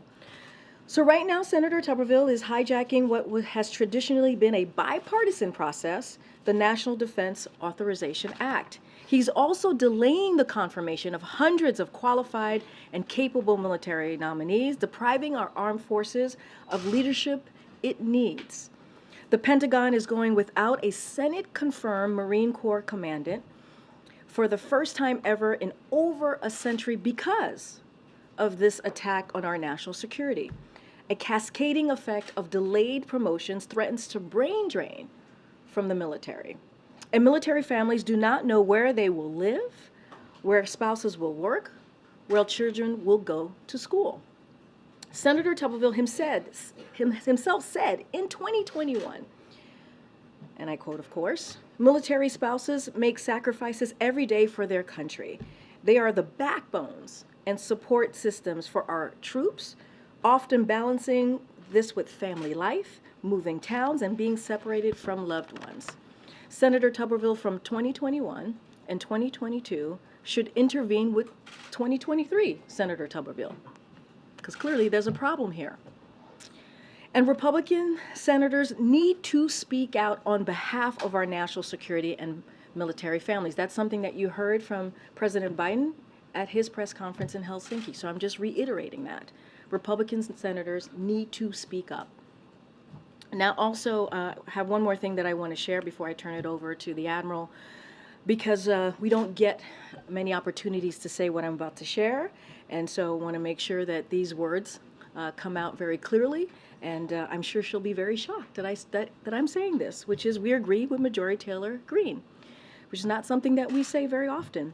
Over the weekend, the Congresswoman, Majority Taylor Greene, criticized Bidenomics as being in line with the FDR's creation of Social Security, Lyndon Johnson's creation of Medicare. She also bizarrely attacked Bidenomics because it's reducing poverty in rural areas. We agree with her all around on this. We are opposed to rural poverty, and the president is committed to protect Medicare and committed to protect Social Security, as you heard from him over and over again over the past several months. Now, to be fair, we are aware of her misgivings about Medicare and Social Security because she's a member of the Republican Study Committee, which recently, again, proposed cutting those very benefits. But this is the first time that we are aware of being attacked for trying to reduce rural poverty. Although we probably should have seen that coming, since Majority Taylor Greene, or Marjorie Taylor Greene, is also... She can't say her name? Inflation Reduction Act, policies that are responsible for high-paying manufacturing jobs coming back to her own district.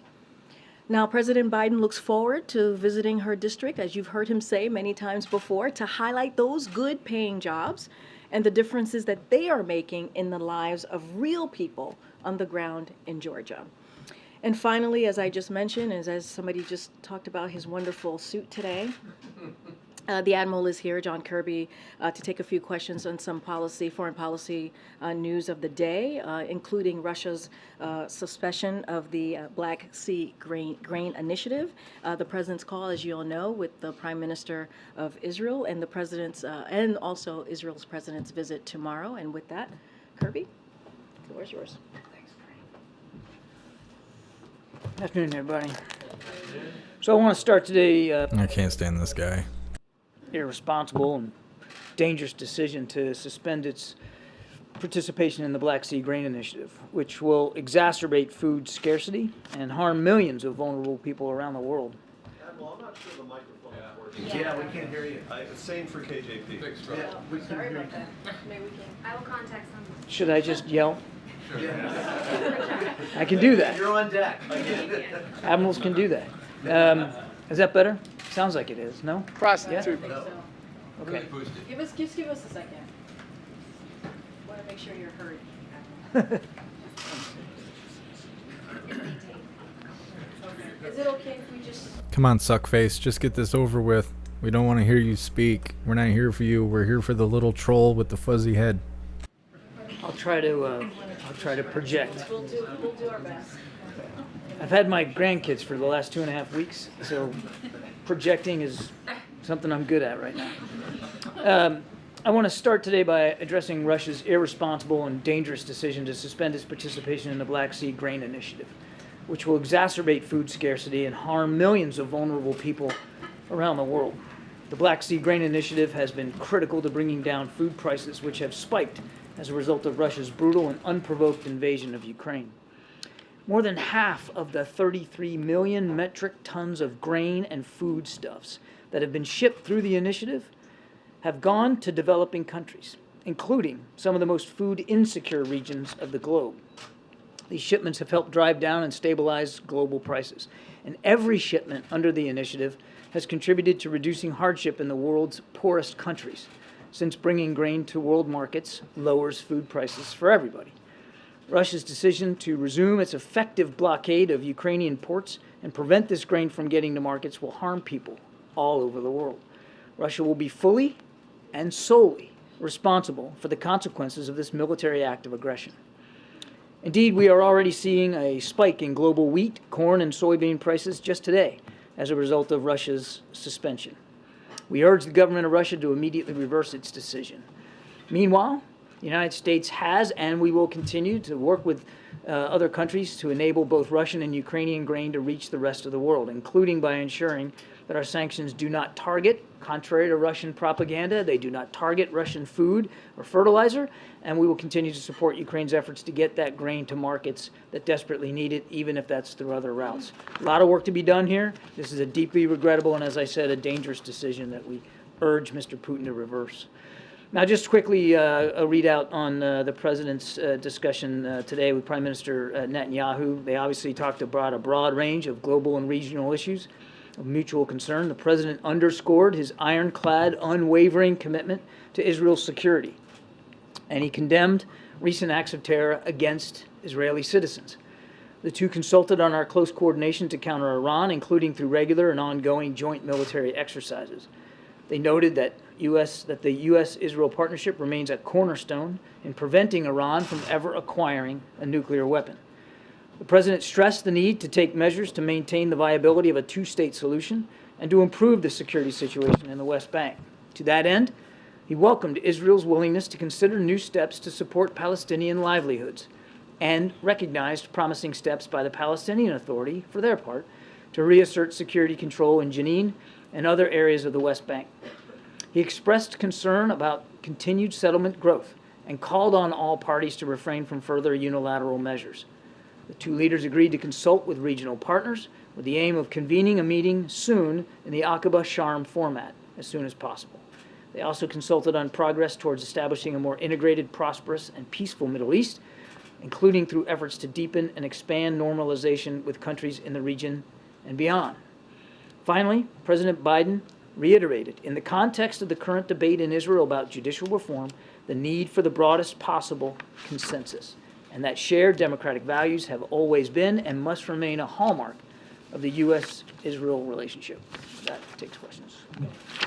Thanks, John. First, on the call with Netanyahu, the Israelis said that there was an invitation to meet in the United States. Is that meeting at the White House, as Prime Minister Netanyahu has repeatedly asked for? They have agreed that they will meet probably before the end of this year, and all the details of the wheres and the whens are still being worked out.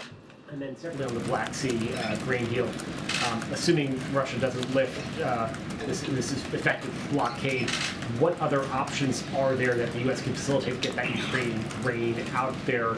Is there additional resources that the U.S. can send to Ukraine, just ship it out via rail? Yeah. Or is it really just at the mercy of Russia here? Well, look, to some degree, Russia does have a huge amount of responsibility here. By allowing, or in the previous months, allowing ships to leave through the Black Sea along an approved route. But absent that, we're going to have to kind of go back to where we were before the grain deal was put in place last July. Now, it's been a year, where obviously the bulk of grain wasn't getting out because the only other option you have for that is overland, by rail, by truck, overland. And of course, overland transport of anything in Ukraine right now is a pretty hazardous undertaking. And of course, you'd have to go through EU countries. They all would have to be okay with that. They have farmers and farms that they have to be concerned about for their own economies. So it's more cumbersome, less efficient, certainly not as an effective way to getting all that grain out of Ukraine. And that's why before the grain deal was put in place, food prices were going up. The developing world, the so-called global south, was suffering under food scarcity. So, I mean, I don't want to stand here and promise you that we'll be able to fix everything as a result of this decision by Russia. We'll do the best we can. We'll continue to work with allies and partners to find new ways to get grain out. But there's no possible way, just mathematically, we're going to get as much grain out now as we were going to be able to get out through the grain deal if it had been extended. Yes, Sebastian. Thank you. Hello, Admiral. Also on the grain, just following up on Zeke's question, specifically, is there any thought being given to a plan of just taking the grain out by sea with some kind of escort and more or less daring the Russians to stop it? And then on the bridge, which basically you're arguing that you're arguing, but you're suggesting that we should just try to run a blockade, an effective military blockade in the Black Sea, because that's what's happening here. Right. No, that's not an option that's being actively pursued. I know that been discussed maybe by Turkey had sort of played around with this idea quite a long time ago. That's not an option we're actively pursuing. Okay, thank you. On the bridge itself, the Russians keep making this sound like this is a sort of casus belli. You can't touch the bridge. We'll stop the grain and so on. That's how they present it. Does the United States think the bridge is a totally legitimate military target? So let me take that in two bites. Number one, I've seen nothing that proves causation here, that the strike on the bridge led to Putin's decision not to extend. He had already been leaning that way publicly. Now, I won't speak for him. If he has his own justification, he can do that. But I've seen nothing that points to causation.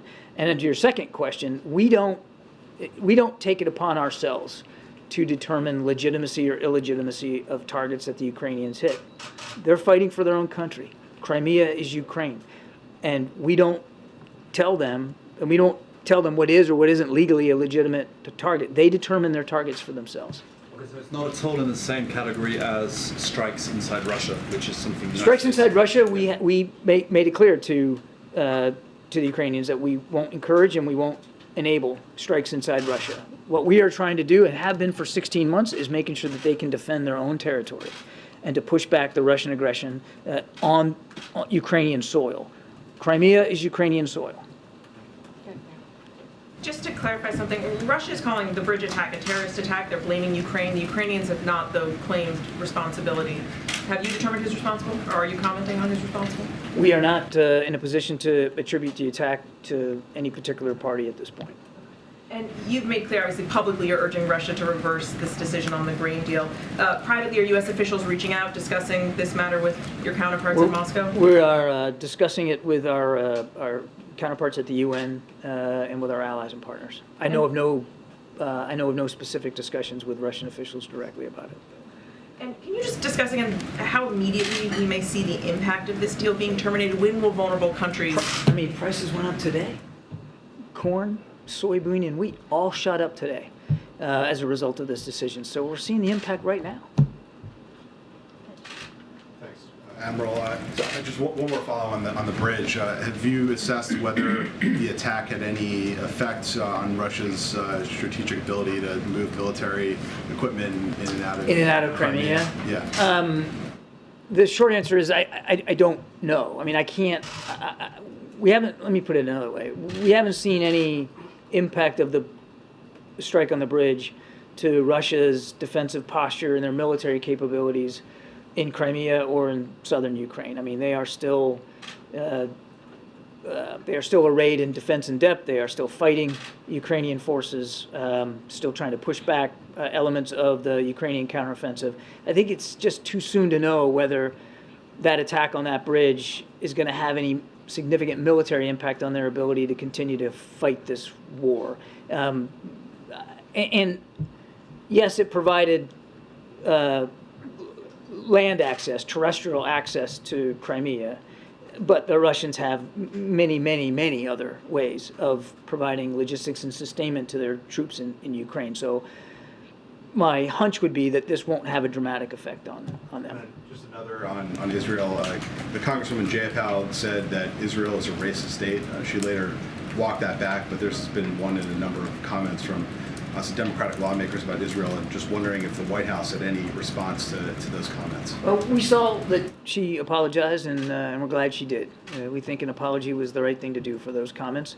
I think, as you saw from my readout of the call with Prime Minister Netanyahu, and you'll see this tomorrow when the president gets a chance to meet with President Herzog, our commitment to Israel is ironclad, and we're going to make that clear and consistent every chance we get. Thanks, Kirby. I want to ask you about the Chinese hacking campaign that affected Secretary Raimondo, among others. Do you have an update on how much damage may have been caused by this hack, what information was taken, and also what does this episode tell you about the Chinese's ambitions and capabilities with regard to spying? Okay, there's a lot there. So just let me set it up here. It's important to remember what this was. It was an intrusion into Microsoft Cloud services on an unclassified level. And this intrusion allowed the hackers to get access to some email traffic, particularly that is the main concern here of various government officials and agencies. The reason Microsoft knew about it was because we told them about it. We found it and alerted them to that. And in so doing, we also took steps immediately to minimize any further impact by this intrusion and to close down any additional vulnerabilities. We're going to continue to evaluate the cyberspace environment in the wake of this to make sure that those fixes are in fact doing the job that we expected them to do, and that we're still protecting our vulnerabilities through cloud services and through unclassified email. So we're mindful of this. I think it's important to remember that our systems get attacked, and we're fending off intrusions every day. I mean, from a variety of state and non-state actors. Cyber resilience and cyber security is a paramount concern for the president. You know, we've just recently released a brand new cyber security strategy for the country, and certainly for the government, that we think will have a positive impact on our ability to operate much more effectively and much more safely in that space. Now, as for the attribution, we're not in a position right now, and I don't have an update for you on the investigation to give. We're not in a position to independently verify attribution, but we have seen nothing that would cause us to dispute Microsoft's finding that it was a hacking group out of the PRC. So you just said that you fend off these attacks every day, but in this case, you didn't fend it off, and all the things you talked about were reactive, not proactive. So are you doing enough to proactively prevent the Chinese or another government from gaining access into our, government emails? We work at it every single day. Does that mean that you can prevent every single attack of every single nature? No. I mean, unfortunately, sometimes they get through, but it's not for lack of trying. And this isn't the kind of thing that you fix and walk away from. It's the cybersecurity is something you got to stay on top of every single day, because the environment literally changes, sometimes by the hour. So, I mean, I think everybody understands that. It's something we're working at very, very hard. Thank you. Courtney in the back. A bipartisan group of senators and members of the House introduced a new Afghan adjustment bill. I know that you've supported that concept in the past. Can you talk about whether you support the newly introduced bill and what you're doing, if so, to get it passed? Well, we certainly support the legislative efforts here on the Afghan adjustment bill. And I don't want to get ahead of the legislative process or speak for what the president will sign or won't sign, but he feels strongly that we have to continue to do everything we can to welcome our allies, our Afghan allies, to our shores or other shores where they might want to go to start new lives, and to make it easier for them to integrate and become citizens. So we're grateful for the work that Congress is doing on this score, and we'll continue to stay in touch with them, continue to support those efforts as best we can. Go ahead, Michael. Admiral, thanks. The president had not invited Bibi Netanyahu to the United States since he came to power again in Israel. There'd been a lot of talk about the message that was intended to send, the delay in inviting him. Can you talk, given the fact that some of the concerns that the administration has vis-a-vis the judicial reforms are still happening, I mean, they're still there, it's not like something has been resolved to the United States' satisfaction. Can you talk about what went into the decision, or what the president's thinking, or the president's advisors thinking about finally extending an invitation and saying, yes, we want you to come here to the United States? Everybody's getting focused on the invitation and the meeting. And again, there will be a meeting here in the United States sometimes in the fall. But for the president, it was this was a phone call that he and Prime Minister Netanyahu had actually been trying to get on the books for some weeks, and he just came back from travel. And Prime Minister Netanyahu had some issues he had to deal with back home, and so it just the call fell today. That doesn't mean that, and you shouldn't take away from the fact that they had a conversation today and that they'll meet again in the fall, that we have less concerns over these judicial reforms, or less concerns over some of the extremist activities and behavior by some members of the Netanyahu cabinet. Those concerns are still valid. They're disturbing. The president had a chance to reiterate, as I said in my opening statement, our concerns about all that in his phone call with the Prime Minister. And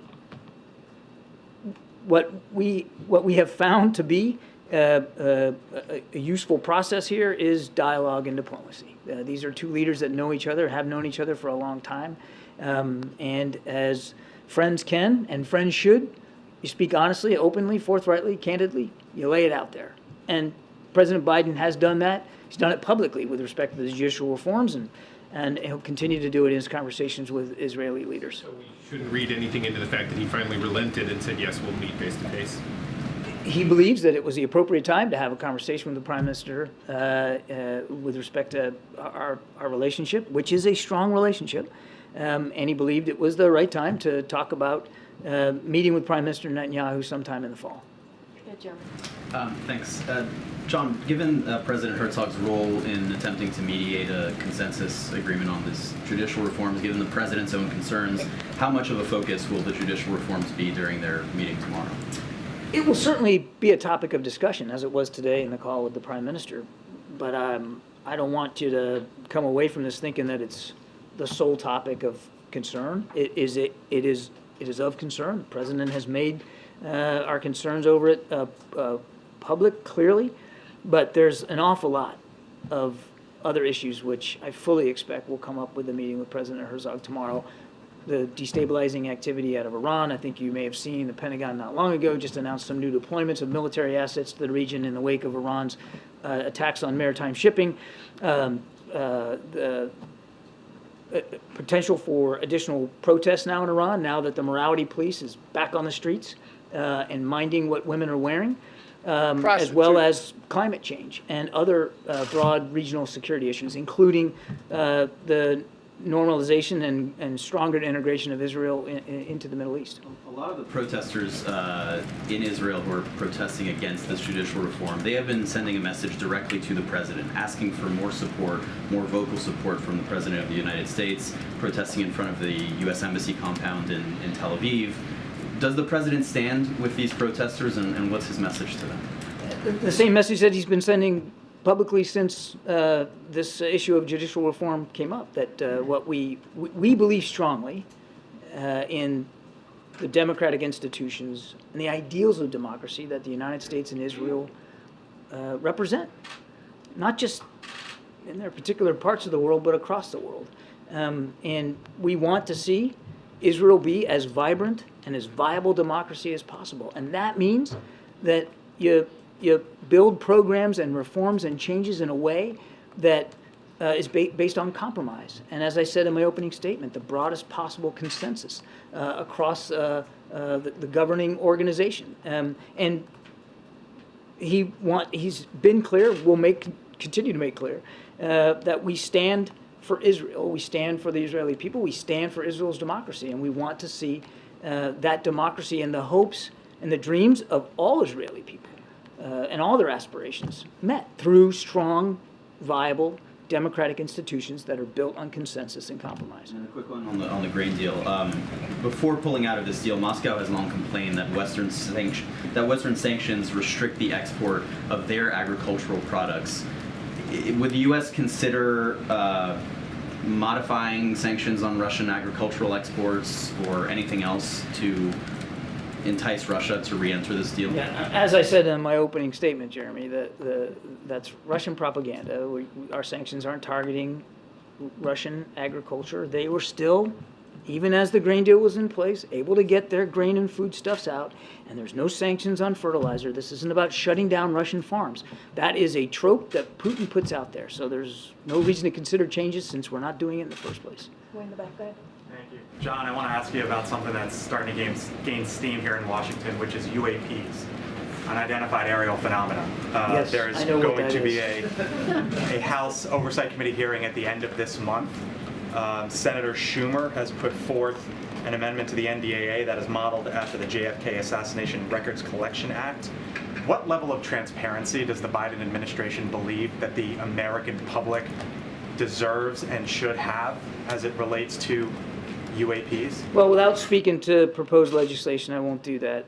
As you know, the Pentagon has stood up an entire organization to help collate and coordinate the reporting and analysis of sightings of UAP across the military.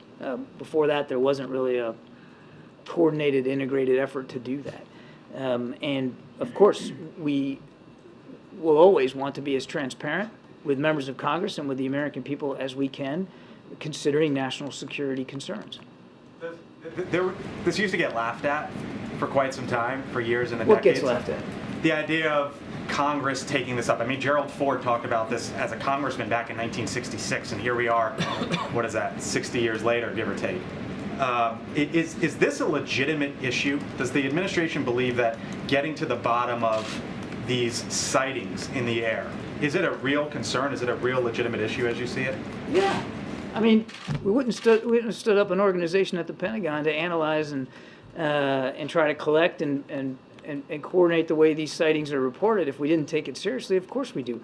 I mean, some of these phenomena we know have already had an impact on our training ranges. For when pilots are out trying to do training in the air and they see these things, they're not sure what they are, and it can have an impact on their ability to perfect their skills. So it already had an impact here, and we just want to better understand it. Now, we're not saying what they are or what they're not. We're saying that there's something our pilots are seeing.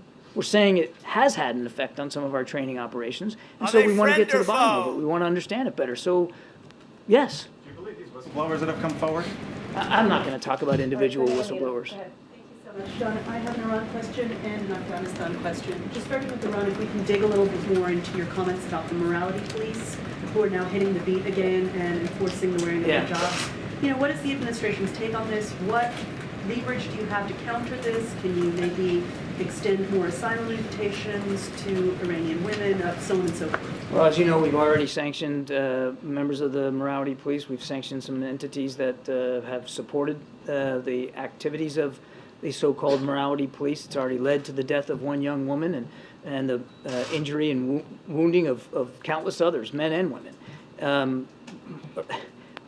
Iranian women should be able to decide for themselves how they're going to observe their faith and how they're going to dress in public. And nothing's changed about our stance on that.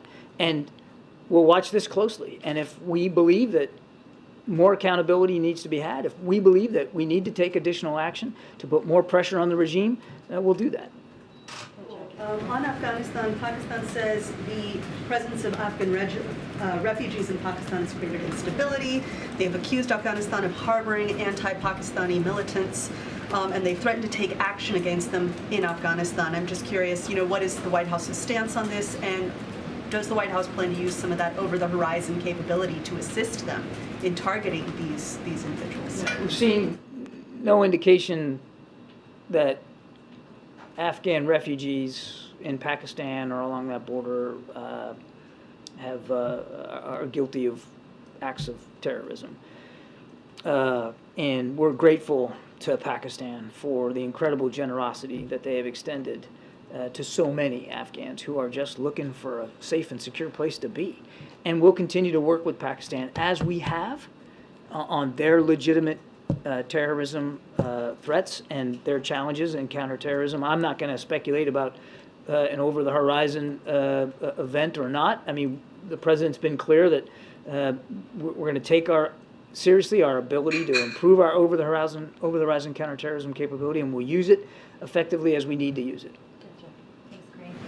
John, the Treasury Secretary said of the hacking attack that she has concerns. The U.S. has expressed those concerns to China, but nevertheless, we intend to deepen our discussions with China and increase our engagement. Doesn't that send the message to China that they can keep getting away with this? No, the message it sends is that the way you handle tensions, the way you deal with disagreements, the way you best deal with issues like this, assuming it's I'm not in a position to attribute this, but assuming this is a PRC hacking group, is engagement, is being able to have candid, forthright conversations and hold each other accountable for behavior as appropriate. Let's not get ahead of the investigation. FBI is still working on it. I don't think we should get ahead of that. And if there needs to be, as Jake said yesterday, if there needs to be accountability, then we'll execute accountability. But that doesn't mean, even if it is a hacking group from the PRC, it doesn't mean that you torpedo an entire bilateral relationship, the most consequential in the world, militarily, economically, politically, because of one act. You deal with it, you hold people accountable as appropriate, but you still got to work on making sure this relationship, this competition, and it is a competition, Jacqui, is handled responsibly. Why is it an if there needs to be accountability, though? Shouldn't someone be held accountable for hacking cabinet-level officials in this administration? Of course. My answer to that was if it's, in fact, a PRC hacking group, and that was the context of the question. But yes, of course.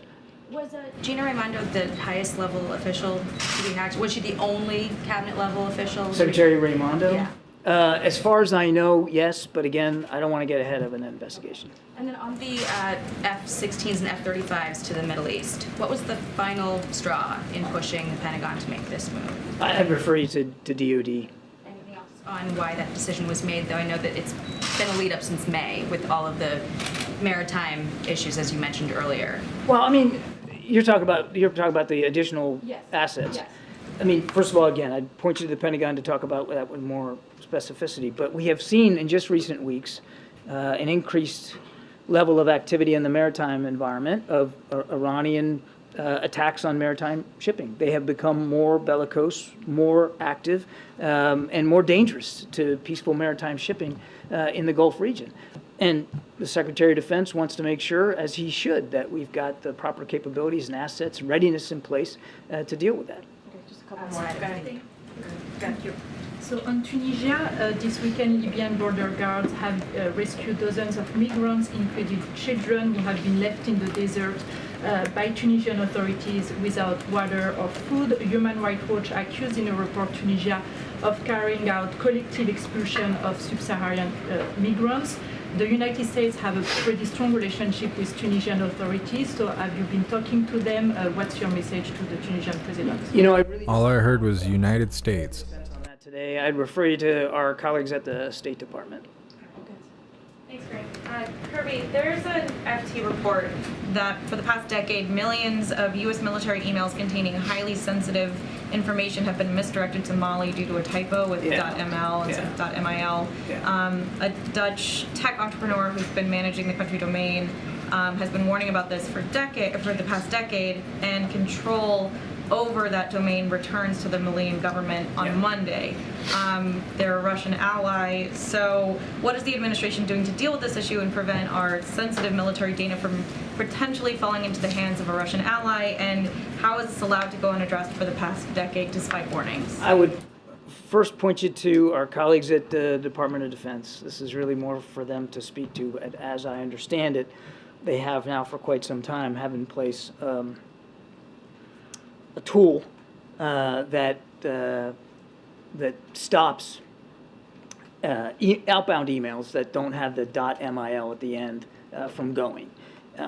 There's not a huge amount that they can do for people sending emails into the .mil domain from outside. For instance, if you're working on your home computer and you're sending a document to your work account or something like that, which actually shouldn't be working on official stuff at home anyway, but they have done training of DoD employees. This individual here is a little bit too aggressive to be swinging around my head like that. But when it's inbound to a .mil address without MIL, there's not a lot that the Pentagon can do to stop that. But they're obviously been mindful of this for quite some time and have been, again, working on outbound fixes and working on training for any problems of inbound traffic. And then we'll take two from the back.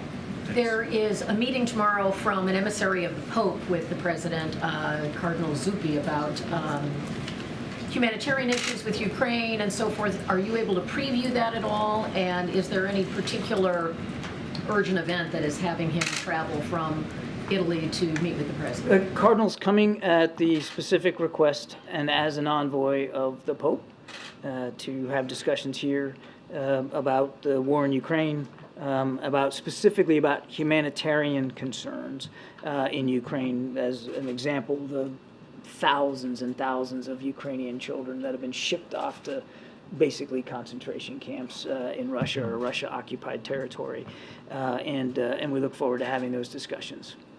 Brian, and we'll take two from the back.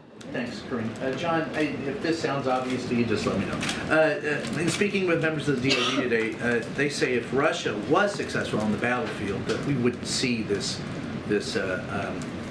instigate. They wouldn't instigate a blockade. I'd like to know if you agree with that, and if so, how weakened do you think Russia is? And as an ancillary to that, could you just upgrade us on the Wagner Group and any lingering effects that's had on the Russian military? Well, there's a lot there, Brian. I can't. I won't even pretend to get inside Putin's brain on why he's made this, as I said, reckless decision on the grain deal. It's completely irresponsible. And whether it's related in some way to how poorly they're doing in Ukraine militarily, or whether, as in Jeremy's question, it's related more to grievances that he has conjured up about Russian agriculture, I don't know. We just know that it's reckless and irresponsible, and we want them to change their view on this. As for how the counteroffensive is going, the Ukrainians have said themselves they're not going as fast or as far as they would like. This is tough. I mean, we knew it was going to be hard when we were talking to them months ago about this, and it's turned out to be hard. The Russians have had months to dig in and to be entrenched, defense in depth, and defense is the stronger form of war. They're taking advantage of that as the Ukrainians try to go on the offense now for really not the first time, but certainly the first time in a long time throughout the 16 months of war.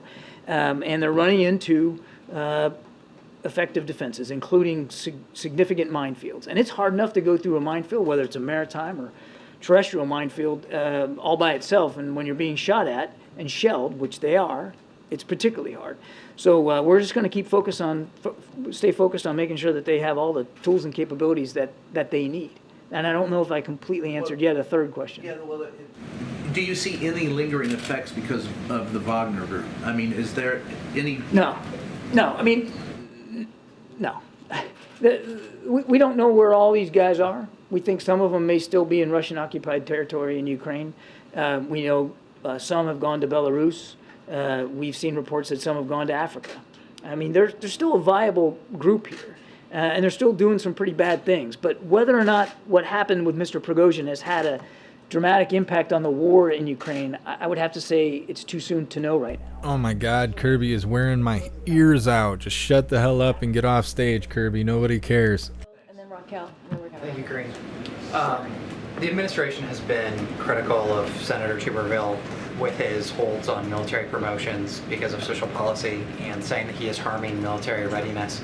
On the flip side of that impasse, and this is something that Republican lawmakers have raised, why is the new DoD policy on abortion critical to military readiness? I'm really glad you asked that question. No, I mean, I really am. 1 in 5 members of the U.S. military are women, 20%. We're an all-volunteer force. Nobody's forcing you to sign up and go. People volunteer to go. You raise your right hand and you say, I'm gonna do this for a few years or even for my life. And it might cost me my life to do it. And when you sign up and you make that contract, you have every right to expect that the organization, in this case the military, is going to take care of you, and they're going to take care of your families, and they're going to make sure that you can serve with dignity and respect, no matter who you are, or who you love, or how you worship or don't. And our policies, whether they're diversity, inclusion, and equity, or whether they're about transgender individuals who qualify physically and mentally to serve, to be able to do it with dignity, or whether it's about female service members, 1 in 5. What's a woman? Family members being able to count on the kinds of health care and reproductive care specifically that they need to serve. That is a foundational, sacred obligation of military leaders across the river. I've seen it myself, and it matters because it says we're invested in you because you are being willing to invest in us. You're investing your life, your family's livelihood with us. We owe you that back in return. I had a chance a couple of weeks ago to meet with some military spouses here at the White House. Some were active duty members, some were spouses, all were women. And 201, they told me, that abortion laws in this country that are now being passed are absolutely having an effect on their willingness to continue serving in uniform or to encourage or discourage, in this case, their spouses from continuing service. So if you don't think there's going to be a retention and a morale issue, think again, because it's already having that effect. I have a son in the Navy. I think you all know that, and son-in-law too. They're both stationed down in Norfolk on destroyers. You know, and they're proud to keep serving their country in the Navy, but you know, the Navy told them where to go. You go where you're told. That's the way orders work. You go where you're assigned. You don't get to choose. And so what happens if you get assigned to a state like Alabama, which has a pretty restrictive abortion law in place, and you're concerned about your reproductive care? What do you do? Do you say no and get out? Well, some people may decide to do that. And what does that mean? That means we lose talent, important talent. And we're, again, an all-volunteer force. Recruiting is tough enough as it is with a very strong economy out there. We want to keep the people that we get, and we want to make sure that they can continue to serve. So it can have an extremely significant impact on our recruiting and our retention. Not to mention, it's just the right darn thing to do for people that raise their hand and agree to serve in the military. Okay, Raquel. Thank you so much, Karine. Hi, John. John, last week, Congresswoman Ocasio-Cortez asked the U.S. government... Did he need a little comforting there? He's driving me nuts. In the military coup in Brazil in '64. In a few days before that, a group of Brazilians organizations sent a letter to President Biden to request the same. So what is the U.S. position on this matter, and will the administration consider releasing those documents? You know, I'm going to have to take your question. I am not tracking this particular event, and I don't want to speculate right now, but I'll tell you what, we'll take the question and we'll get back to you. We'll get you an answer. Thanks, everybody. Thank you, Admiral. See ya. One more for the road. Oh my gosh. That was really important. Thank you. Oh, now the mic works. Okay, go ahead. Kick us off. I don't have anything else. Thanks, Karine. First off, on the rising grain prices that John discussed before, is there any U.S. government concern that could sort of raise inflation concerns here at home? Really, we saw a positive trend line in the last few months, but that could reverse some of that progress? So look, I think you said something that I definitely want to lean into is we've seen some positive trend lines over the last 12 months in particular as it relates to inflation and how we have seen it ease. We saw that most recently in the CPI numbers that we saw just last Wednesday. And so it's gone down 12 months in a row to 3%, which is the lowest it's been in the last 2 years.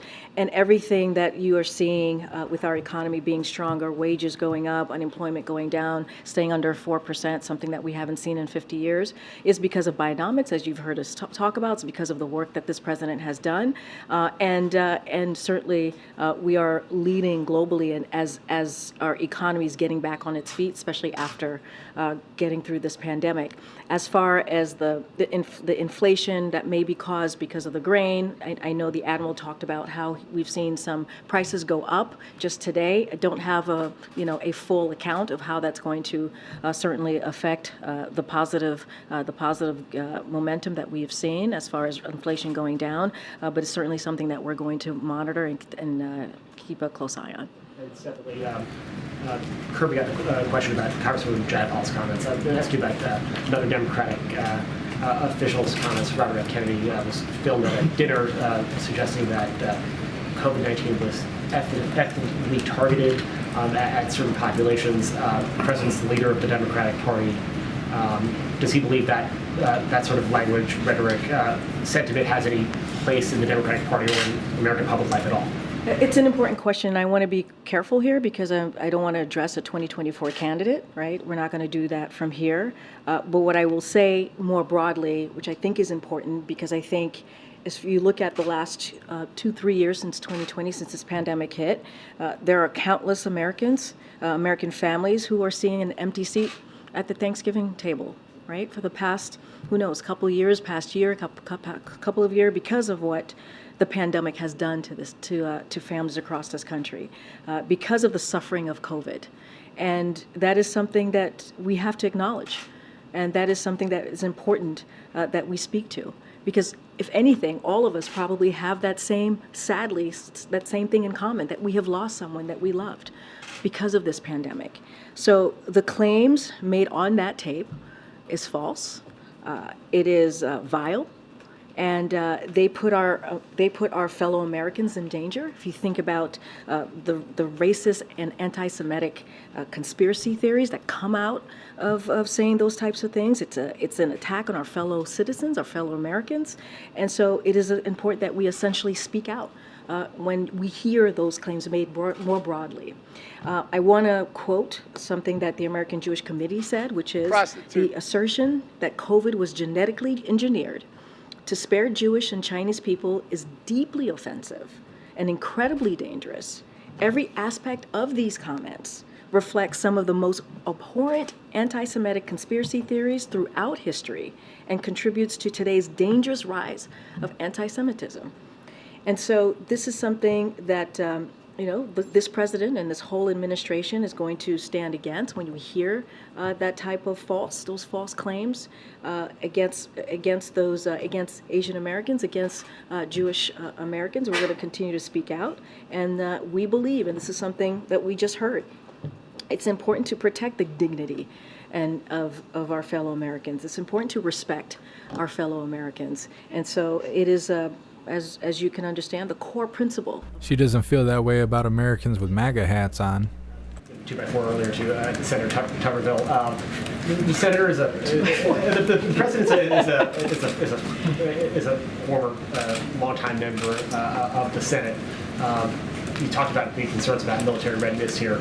At what point, why have we not heard the president call on his colleagues, many of them his friends, to end the process of holds and change the Senate, the way Senate works and go around Senator Tuberville here, because it's important. In Helsinki, the president spoke to Republicans in the Senate, speaking up against this, right? Control the Senate. No, totally understand that. But we're talking about one person, right? One person who's holding this up, which is Senator Tuberville. He is the one holding this up. You have to have that ability to hold things up. I mean, that's what we're seeing. We've been talking about this, Zach, for weeks. For weeks now, we've been talking about Senator Tuberville and what he's been doing. And look, it is, I've said this, the Admiral said this, it is holding Americans' military readiness hostage. That is what he's doing. It is one senator who is doing that, who has been doing that this past several weeks. And so, look, we're going to keep speaking out to it. You heard that from me. You heard that from the Admiral. You heard that from Jake. Jake Sullivan, the National Security Advisor. You heard it from the President himself during his Helsinki press conference. And so we're going to continue to be very clear about it.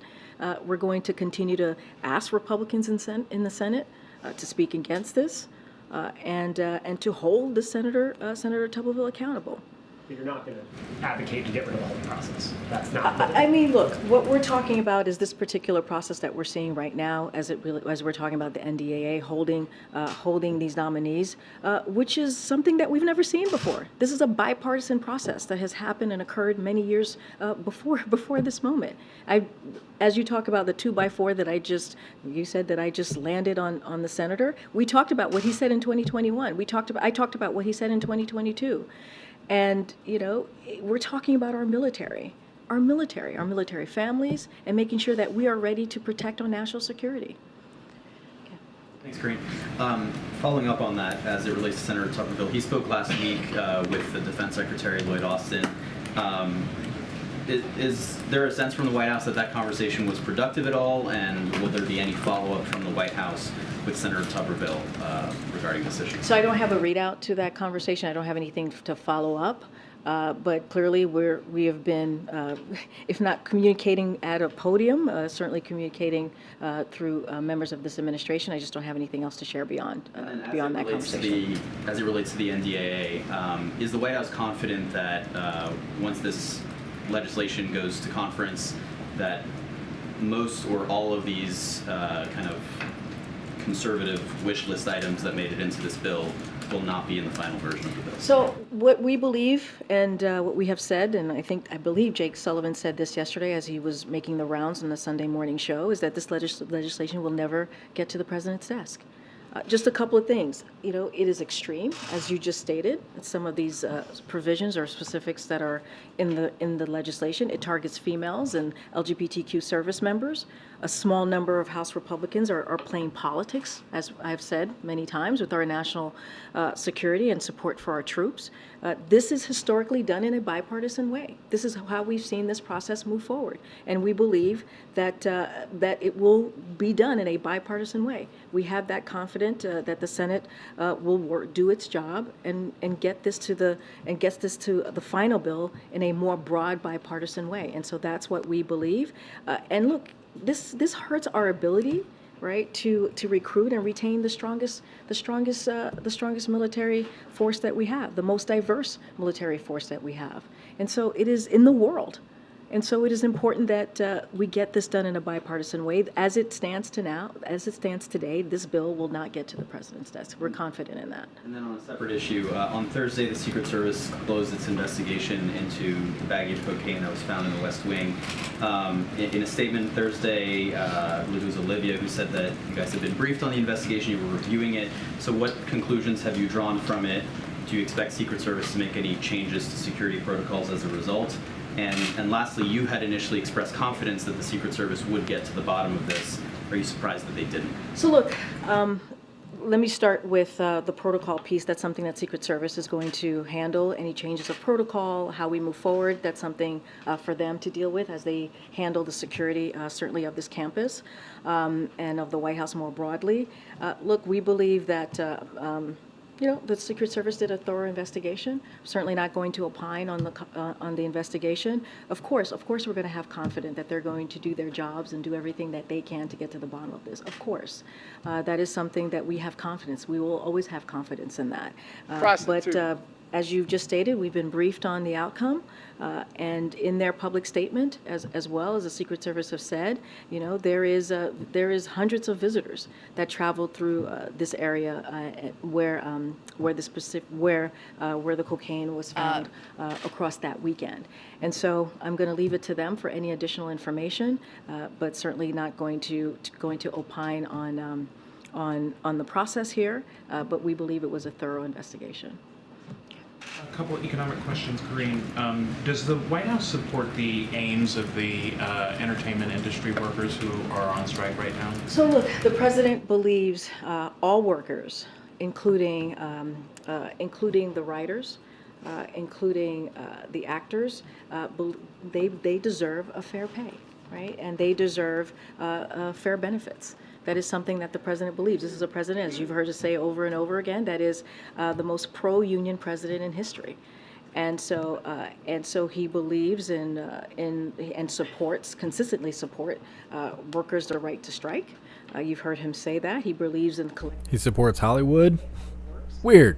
That's what he believes. It helps business succeed, and it helps also workers secure wages so that they can raise their family. We've been talking about dignity and respect, so families can raise, Americans can raise, workers can raise their families with dignity and respect. So we sincerely hope that both actors and writers strikes get resolved, and that the parties come together and have a mutually beneficial agreement as soon as possible. But of course, we believe that all workers, including writers and actors, have the right, deserve to be able to have a fair pay and benefits. So we've got that strike, we've got the issue with the Teamsters. Is there any concern at the White House that labor strife generally is going to lead to more generous contracts and push wage inflation up higher? Do you agree with current and former Fed officials who say that wages need to not rise as quickly as they are to get inflation back down to target? So look, I'm not going to get into the economics of this, like what economics experts are saying specifically about wages, but what we have seen, right, from the CPI data, that wages have increased. We've seen unemployment go down. We've seen a positive movement with the economy because of what this president has done, because of Bionomics. I will say this, again, this president believes in that workers have the right to strike. They have the right to ask for fair wages, for fair benefits. He believes in collective bargaining. He thinks that's an important tool that works. And so this is very much a pro-union president. So he's certainly not going to get in the way of that. He's going to continue to make sure that he's protecting that and speaks to that. But as it relates to the economy more broadly, what we've seen from the data is important as well. What we've seen from what the president has done with his own policy is indeed working. When you think about more than 13 million jobs created, when we see wages going up, when we see unemployment going down, that's important. That's because the president has made it a priority to make sure that we have an economy that works for all, that builds an economy from the bottom up, middle out. And that's what you've seen from every policy that this president has put forward. And just one more on that. The president had a tweet out last night saying that real wages for the average American worker are higher than they were before the pandemic. That tweet has now been annotated with a message from the platform saying that is not factual, and that they have some stats and some charts footnoted along with that. Do you welcome that kind of contestation from tech platforms? We disagree. Do you have any? Oh, she don't have anything else to say. At the data from February of 2021, and what we've seen is that wages have gotten stronger, have increased. Twitter is constantly calling out old man Walter for false statements. That's some censorship against the censorship supreme people themselves. Mad. This administration with the American Rescue Plan, making sure that we're dealing with the COVID. We're just talking about COVID and what the president has been able to do to deal with an issue. I wish they'd stop talking about it. Down that took the lives of many Americans, and because of this work that this president has done, and also what Democrats were able to pass very early on, we've seen an economy that's now growing, and so that is how we're going to continue to move forward. Make sure that again we have an economy. And keep lying and keep getting called out on Twitter. All right. Sure, we're happy to do that. Okay. Go ahead. Thanks, Karine. Just one follow-up on UPS. The Teamsters president specifically urged the White House not to intervene in the case of a strike using the Taft-Hartley Act. Will the White House promise not to intervene if workers, in fact, do go on strike? So look, anytime we hear, there are these discussions, we want to ensure we're playing a constructive and productive role, right? That's how we kind of move forward here. As you just stated, the Teamsters have asked us to not get involved, to intervene, and hopefully the two sides can reach a mutual agreement and come to the table and do that collective bargaining that I was just talking about. We'll continue to be in touch with both parties constructively, support any efforts to reach a solution. But again, we are confident that both sides are going to come to an agreement, and continue to have a constructive presence as we continue to stay in touch. So that's our role that we see playing moving forward. Yeah. Thanks, Karine. First, following up on the cocaine, you said that it was very important to President Biden that the Secret Service get to the bottom of who brought it into the White House. So can you just talk about his reaction when he learned that the investigation did not end with a suspect? No, and I appreciate the question. Look, I'm just not going to opine on this, not going to get into specific on this. We believe the Secret Service did a thorough investigation. We've been briefed of the outcome. They shared the detail in a public statement, which I think is important for the American people to hear directly from the Secret Service who did the investigation.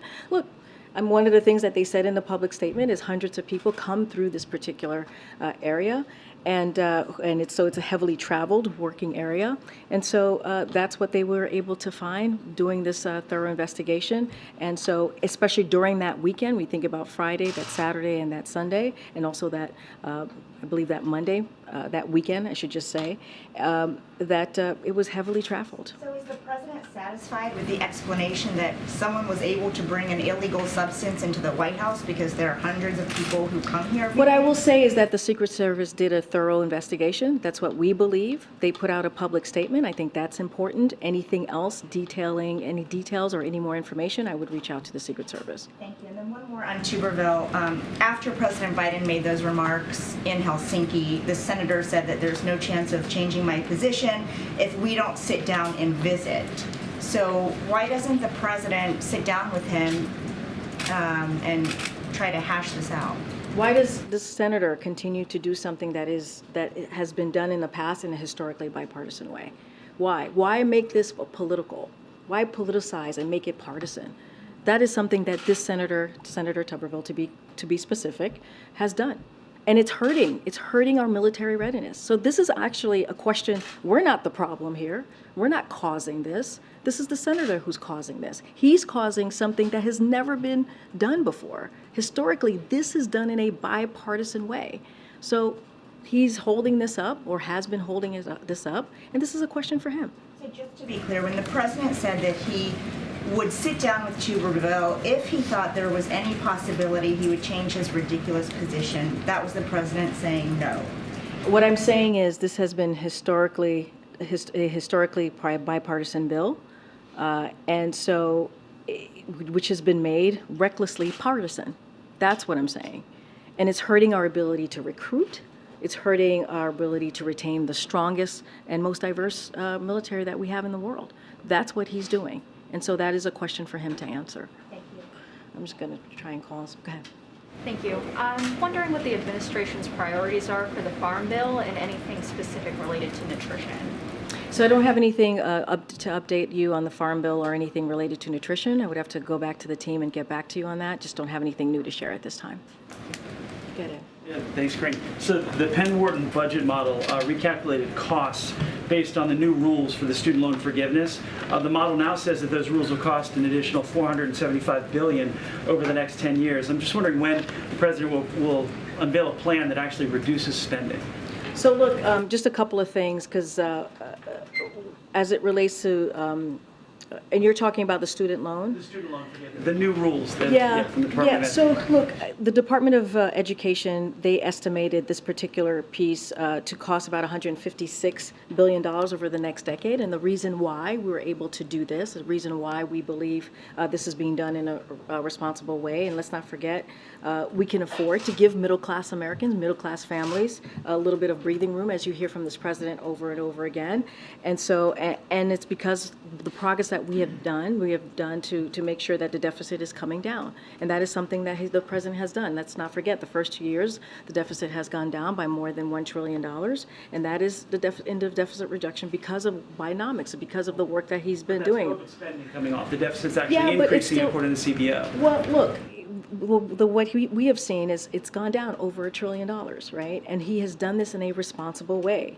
And so he has done reduction. As we look at the deficit, it has come down and done so more than any other president has been able to do in their first 4 years of the administration. And so that's important as well. And so he's taken policies that have been responsible, that has made sure that it doesn't add to the deficit, that it actually decreases the deficit. And you've seen that if you think about the Inflation Reduction Act, you've seen that over and over again in historical pieces of legislation that he's put forward. Let me ask you about EVs. Ford just cut the price of the F-150.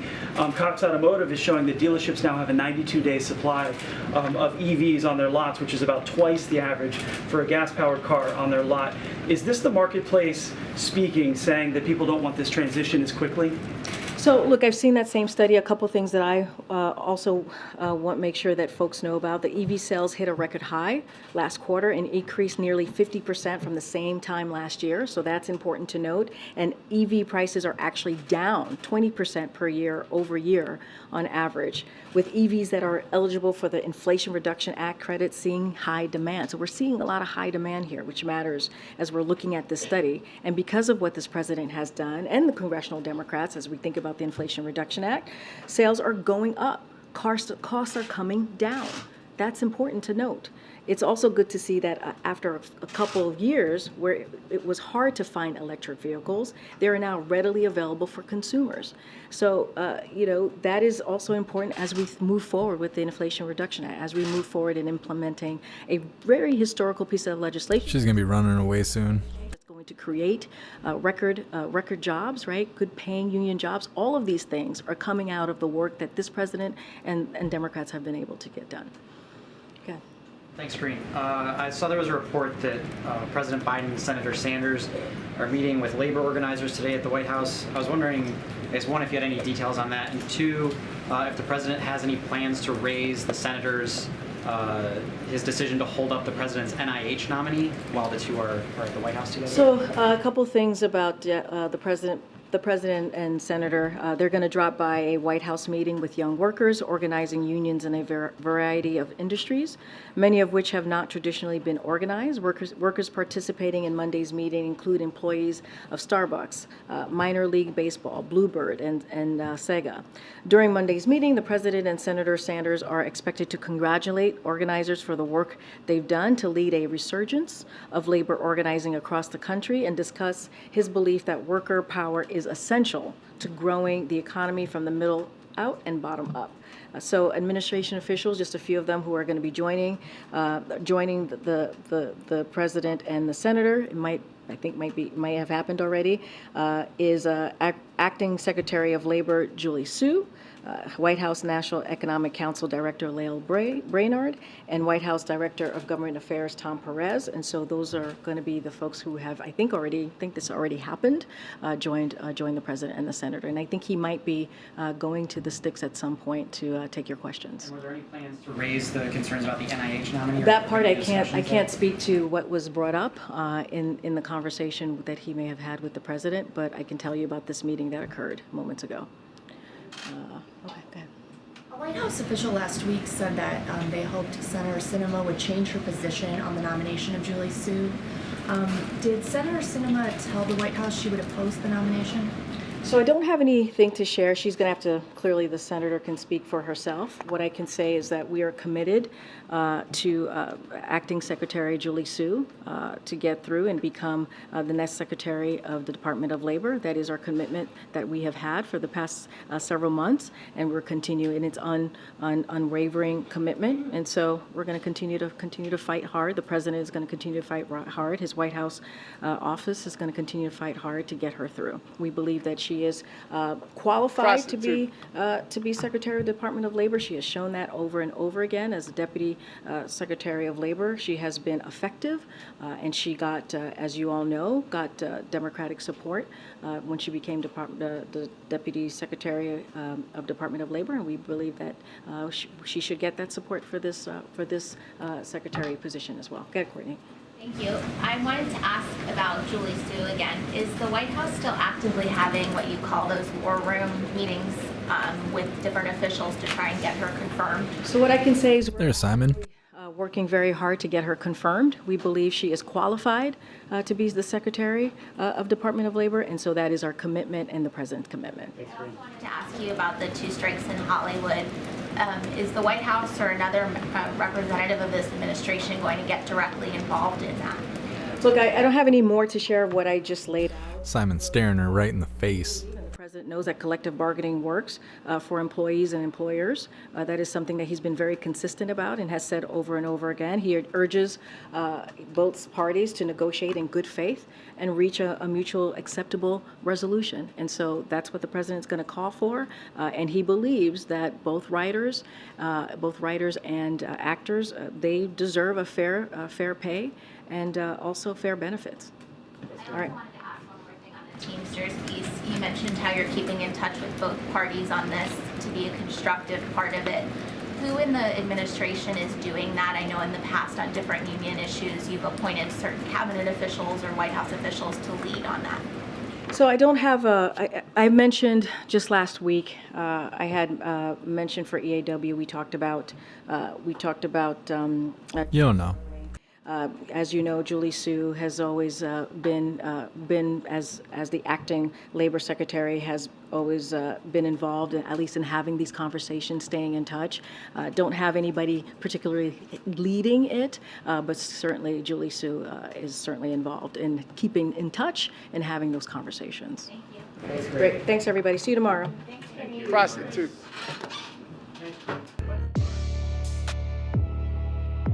So we're going to have a press briefing tomorrow. Interesting. We'll see. We will see. Ooh, they cut that live quick.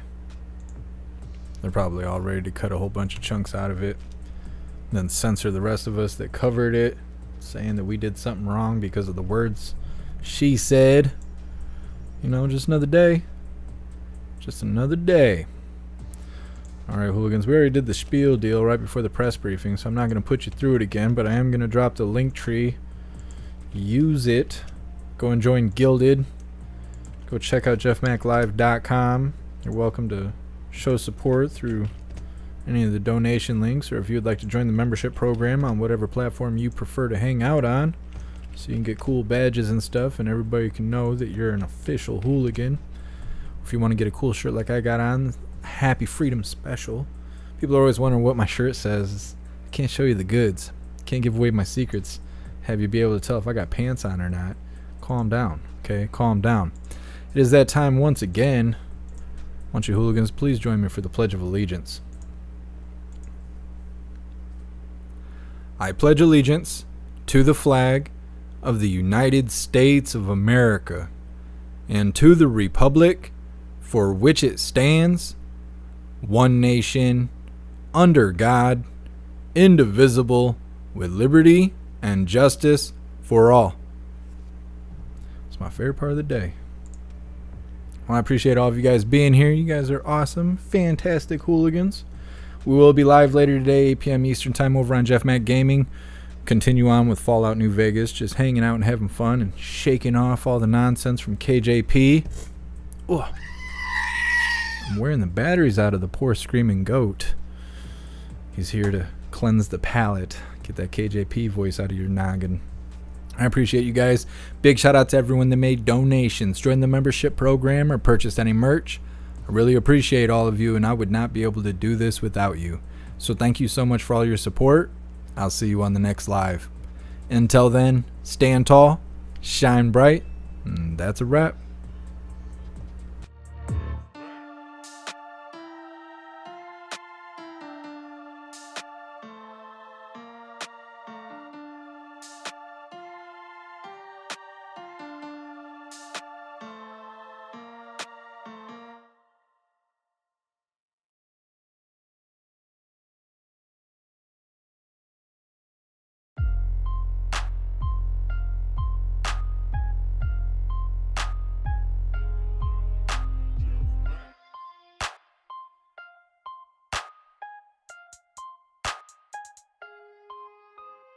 Jeff.